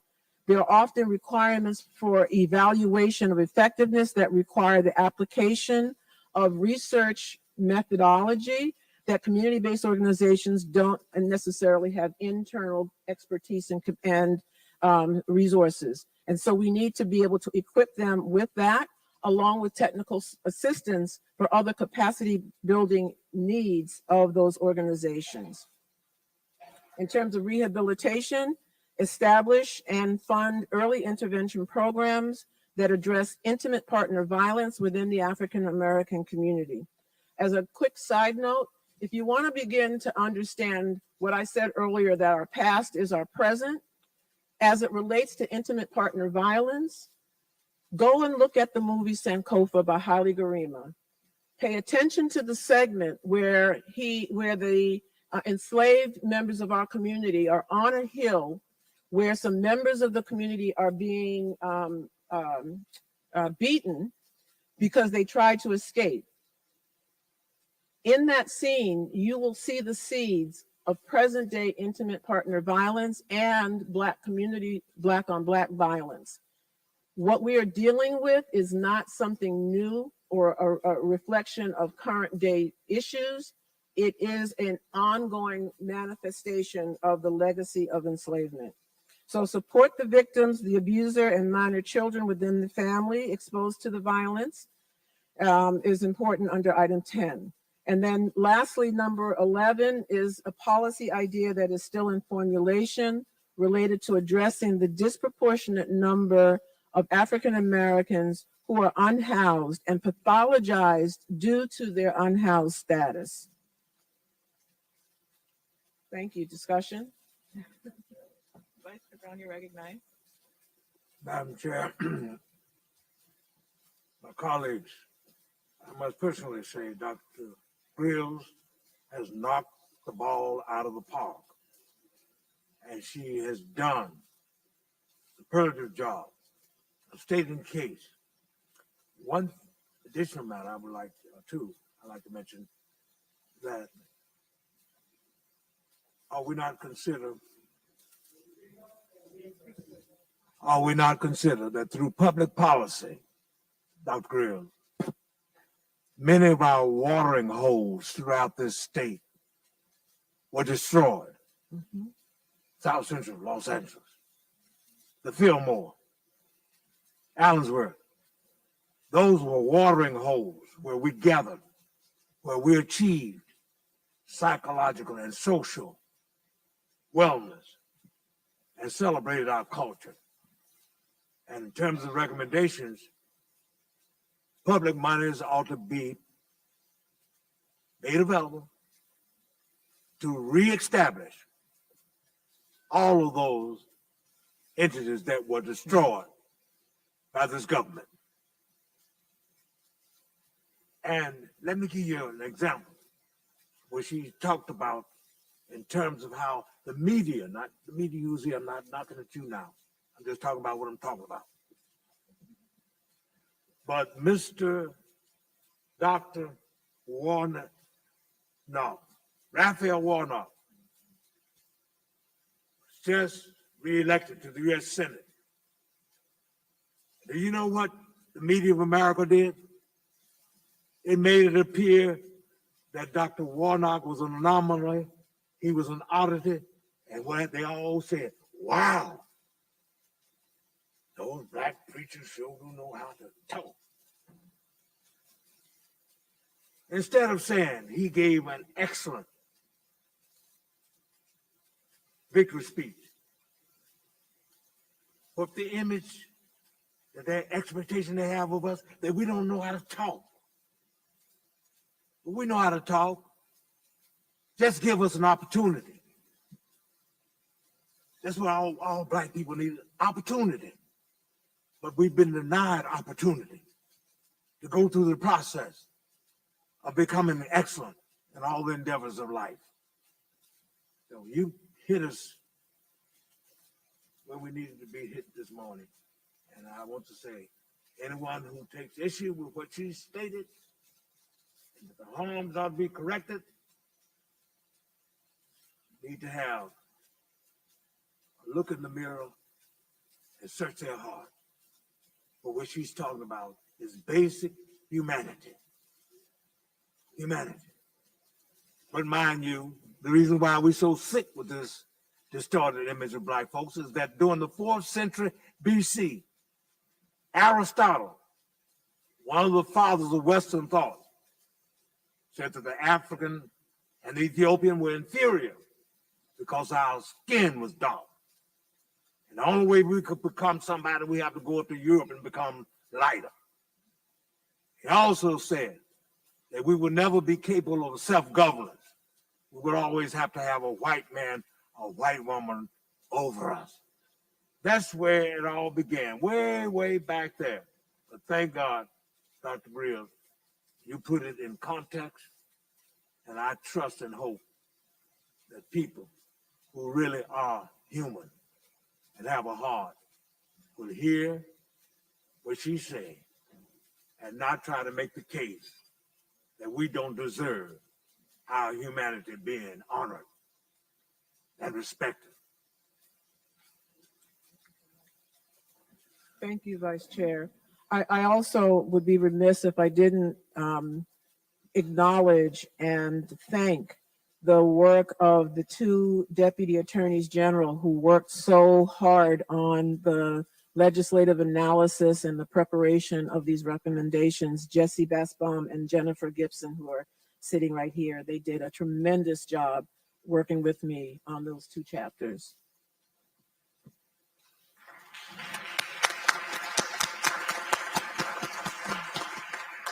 Member Montgomery Stepp, you're recognized. Thank you, Chair. Dr. Grisel, thank you very, very much. What I really, there are a lot of takeaways, but just from a procedural standpoint, the way that you categorized the type of reparations is very, very important. I think we should carry that throughout all of our presentations because that's where there can be some confusion about, what categories these recommendations lie. So thank you for doing that. Also, just for the piece about the wellness centers, I do think about my city where we have a historically African-American community. We no longer have a majority African-American community. And so just kind of adding some of that language in there would I think be helpful because we know that when we craft solutions, if we're not targeted, then oftentimes those that are hurt most do not, Black people don't receive the benefits of broader recommendations. And so just couching that with historically African-American communities would help. The last thing that I'll say, we'll probably bring it up in our presentation as an overarching issue. I don't think it comes up as much in these recommendations, but this issue between the states and the charter cities, and how charter cities can say, no, we don't want to do that. We're a charter city. I don't think that these categories and what the recommendations propose fall under those what we would call municipal affairs, but I just want to flag that because we don't want to cast this out and even give municipalities an opportunity to say we just don't want to do it and we don't have to because we're a charter city. But really, again, thank you very much for setting that example of how we categorize the reparations. Thank you. Member Jones Sawyer, you're recognized. And I too want to thank you. When I get in discussions with individuals who are probably descendants of slave owners that tell me that they didn't do the harm, and when I try to tell them that their ancestors and their harm that they perpetuated on African Americans, it's still here, and that it's infecting everything that we do in society.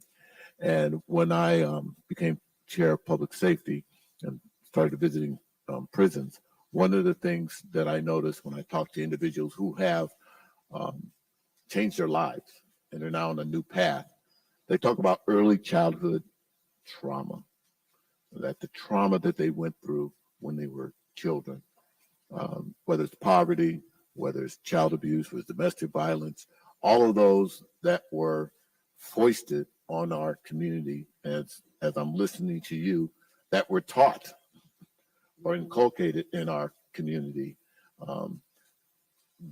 don't go away overnight.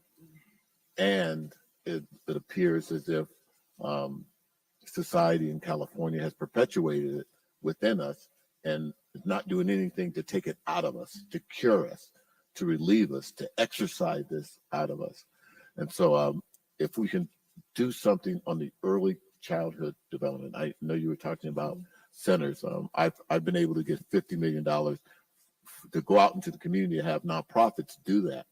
And we've seen immediate results from that, with crime levels going down, more kids graduating from high school and more going on to college, more having a more stable life, especially if their home doesn't, because of the prison industrial system, they don't have a father in the house or a mother in the house, just totally disenfranchised, the family structure, that us putting together something to where we can, as best we can, replicate a family situation.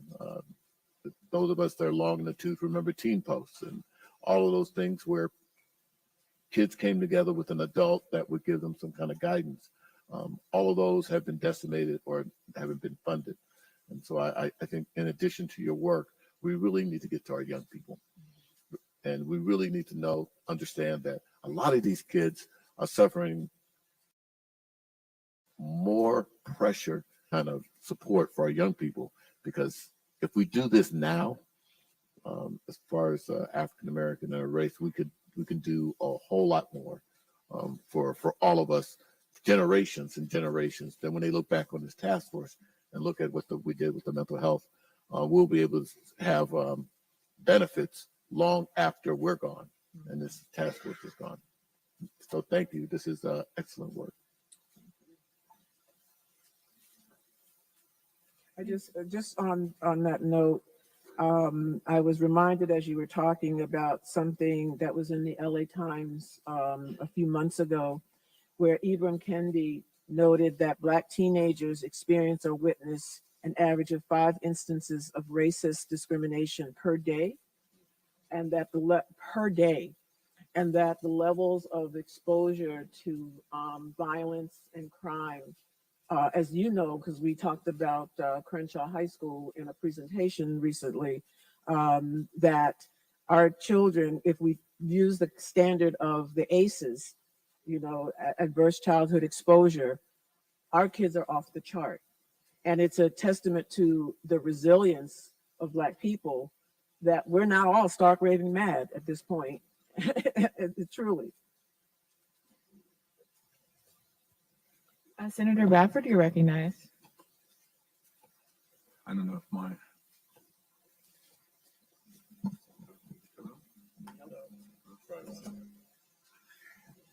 I too just want to thank Dr. Girls for that powerful presentation. And what struck me most was your reference to the young folks with the lack of hope and seeing no future. And it really resonated with me because I coached baseball for 16 years. And I coached young African-American men, not of low-income communities. These were all middle-class kids from great families. And I was blown away with the number of young men that I would talk to who didn't have a future past high school because many of them thought they wouldn't live past, as you stated, 21 or 25 or whatever the case may be. And I think society as a whole has to understand that these are the vestiges of slavery and all the trauma that we have experienced, and it's still impacting young folks today. And I think that's why this work that we're doing is so vitally important, to understand that this is not something that, again, was 200 years ago. It's still happening today, and still impacting the way we interact with one another, as well as how society as a whole views us. So I just want to thank you for that. Member Holder, you're recognized. I also wanted to thank Dr. Grisel for that incredibly lucid, provocative presentation. It's just superlative, as was previously said. I do have a question for you, given your extraordinary expertise in the field of psychology. Given your extraordinary expertise in the field of psychology, about positive racial identity formation and whether we should be centering curriculums around positive racial identity formation. And especially given your analysis of implicit bias, the role that stereotype thinking that emanates all the way back from the slavery period is playing in creating this master narrative, right? That replicates this notion that African Americans are inferior and white Americans are superior. So that constantly has to be counteracted, right? In order for us to repair the family, ourselves as individuals, and to shift this narrative. And so I'm specifically thinking about positive racial identity formation as a construct for curriculums to help with that repair. Yeah, that's an excellent point. Couple of things related to that. One is that the community wellness centers would be one place where those kinds of socialization processes could happen, like on Saturday schools. And children are taught about who they are and whose they are, and what they're capable of, what value systems, drive who they are, their family, and the community from a historical perspective. The way we talk about it in psychology are two types of socialization. There's racial socialization and there's cultural socialization. And I think until we have eliminated the racial terror, we're going to probably need both. The cultural socialization speaks to the things that you were describing. And in fact, one of our prior expert witnesses, Dr. Howard Stevenson, spoke to some examples from his own work and others that deliver this cultural socialization, which helps to solidify a sense of who you are, unencumbered by the lie of white superiority and Black inferiority. It also, this cultural socialization really does try to root who we are as a people, not just from our entrance to the United States or to the shores of what is now the United States as enslaved people, but that we had a long and storied history prior to that that is worthy to be told. The Community Healing Network, as part of their Emotional Emancipation Circles work, has developed a whole kind of 21 things all Black children should know as a beginning curriculum around that. Secondly, then there's the racial socialization, which is teaching Black children to understand the anti-Black reality that they live in so that they stay alive. That's things like what to do if you get stopped by the police, right? How to speak to authority figures, how to present yourself, not about who's right or wrong, but how do you present yourself so that you will be heard and you will live to see another day, kind of thing. So I think that the Wellness centers is one location for this, but I'll also remind you, when I talked about those community defined evidence practices, many of them actually include components of their prevention early intervention that do exactly what you're talking about, which is why I think that they resonate so strongly with children and families in the Black community, why they have such high return rates and participation, and why those children start doing better. And we've got multiple examples. The Pen or Pencil project, that was a national group mentoring, culturally based process, also did the same thing. And those children, we did a study of them, 2,000 of the kids that were involved across the country.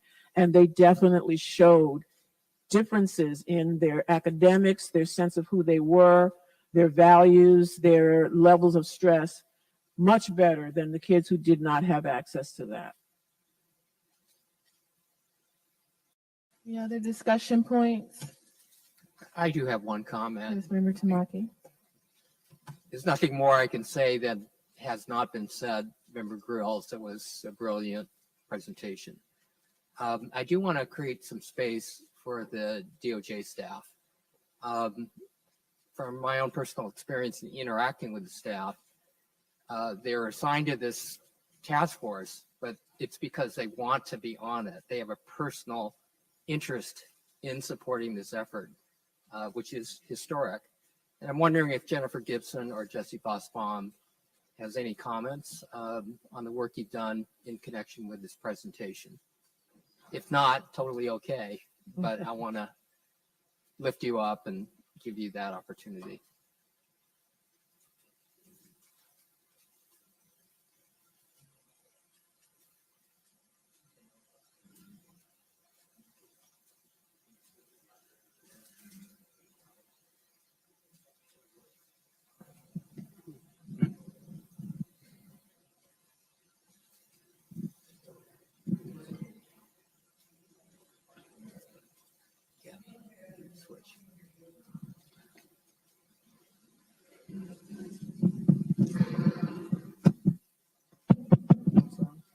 Sure. Thank you.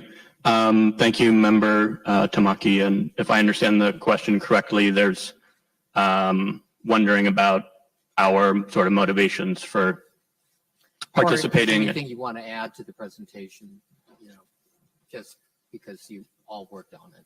That's kind of you. Nothing in particular that I would add. And Dr. Grills, of course, is the expert, and I've learned a ton working with her, and I'm grateful for her teachings. Speaking personally, briefly from my background, before working in this capacity, I was a public defender in Alameda County, working in Oakland primarily, and obviously the criminal justice system is a significant part of the work that the task force is doing. But in that work as a public defender, working with clients, working with families, it became abundantly clear that their criminal issue was only the tip of the iceberg, and the underlying iceberg is much of what Dr. Grills has spoken about, and all of the other members' comments and insights about childhood trauma and things like that were issues that I, as a public defender, could not address, unfortunately, because we were at the sort of the tail end in some ways. So I'm very grateful to be able to participate and learn and try to contribute.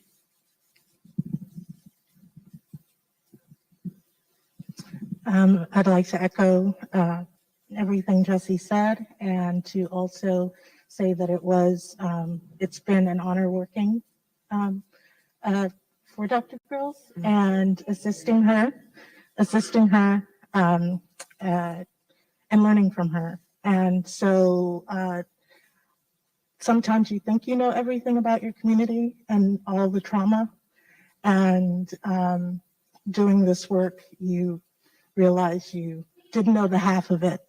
And so just to learn from Dr. Grills has been a tremendous honor. Thank you.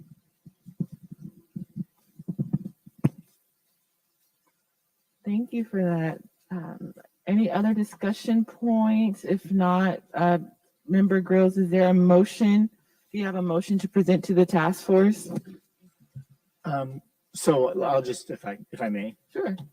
So I think what we can do is we can treat the whole day. I think we've got a good sort of rubric to work off of from Member Jones Sawyer, that essentially this is the venue for members to all weigh in, offer additional suggestions for the advisory committees to consider, the deputies and the DOJ team to work on.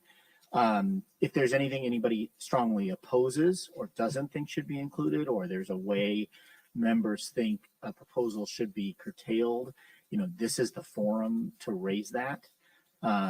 We can obviously follow up, but we need to hear from all of you, and this group session is the way to do that. Otherwise, we can treat everything as sort of taken under submission as long as there's no opposition, objection, etc.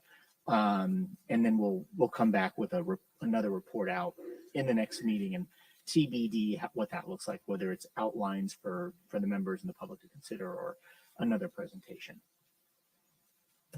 Okay, great. Any last thoughts, Member Grills?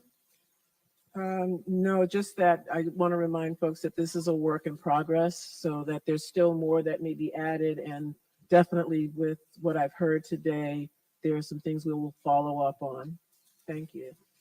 Yeah, as I said to the media, this is really a report back phase. 45 minutes is not enough, nearly enough for each of these presentations. So this is really a forum for the advisory committees to report back on the work that we've been doing over the past 2 months. All right, so now we'll move to agenda item number 6, which is the lunch break. And we will come back at 1:30. Thank you.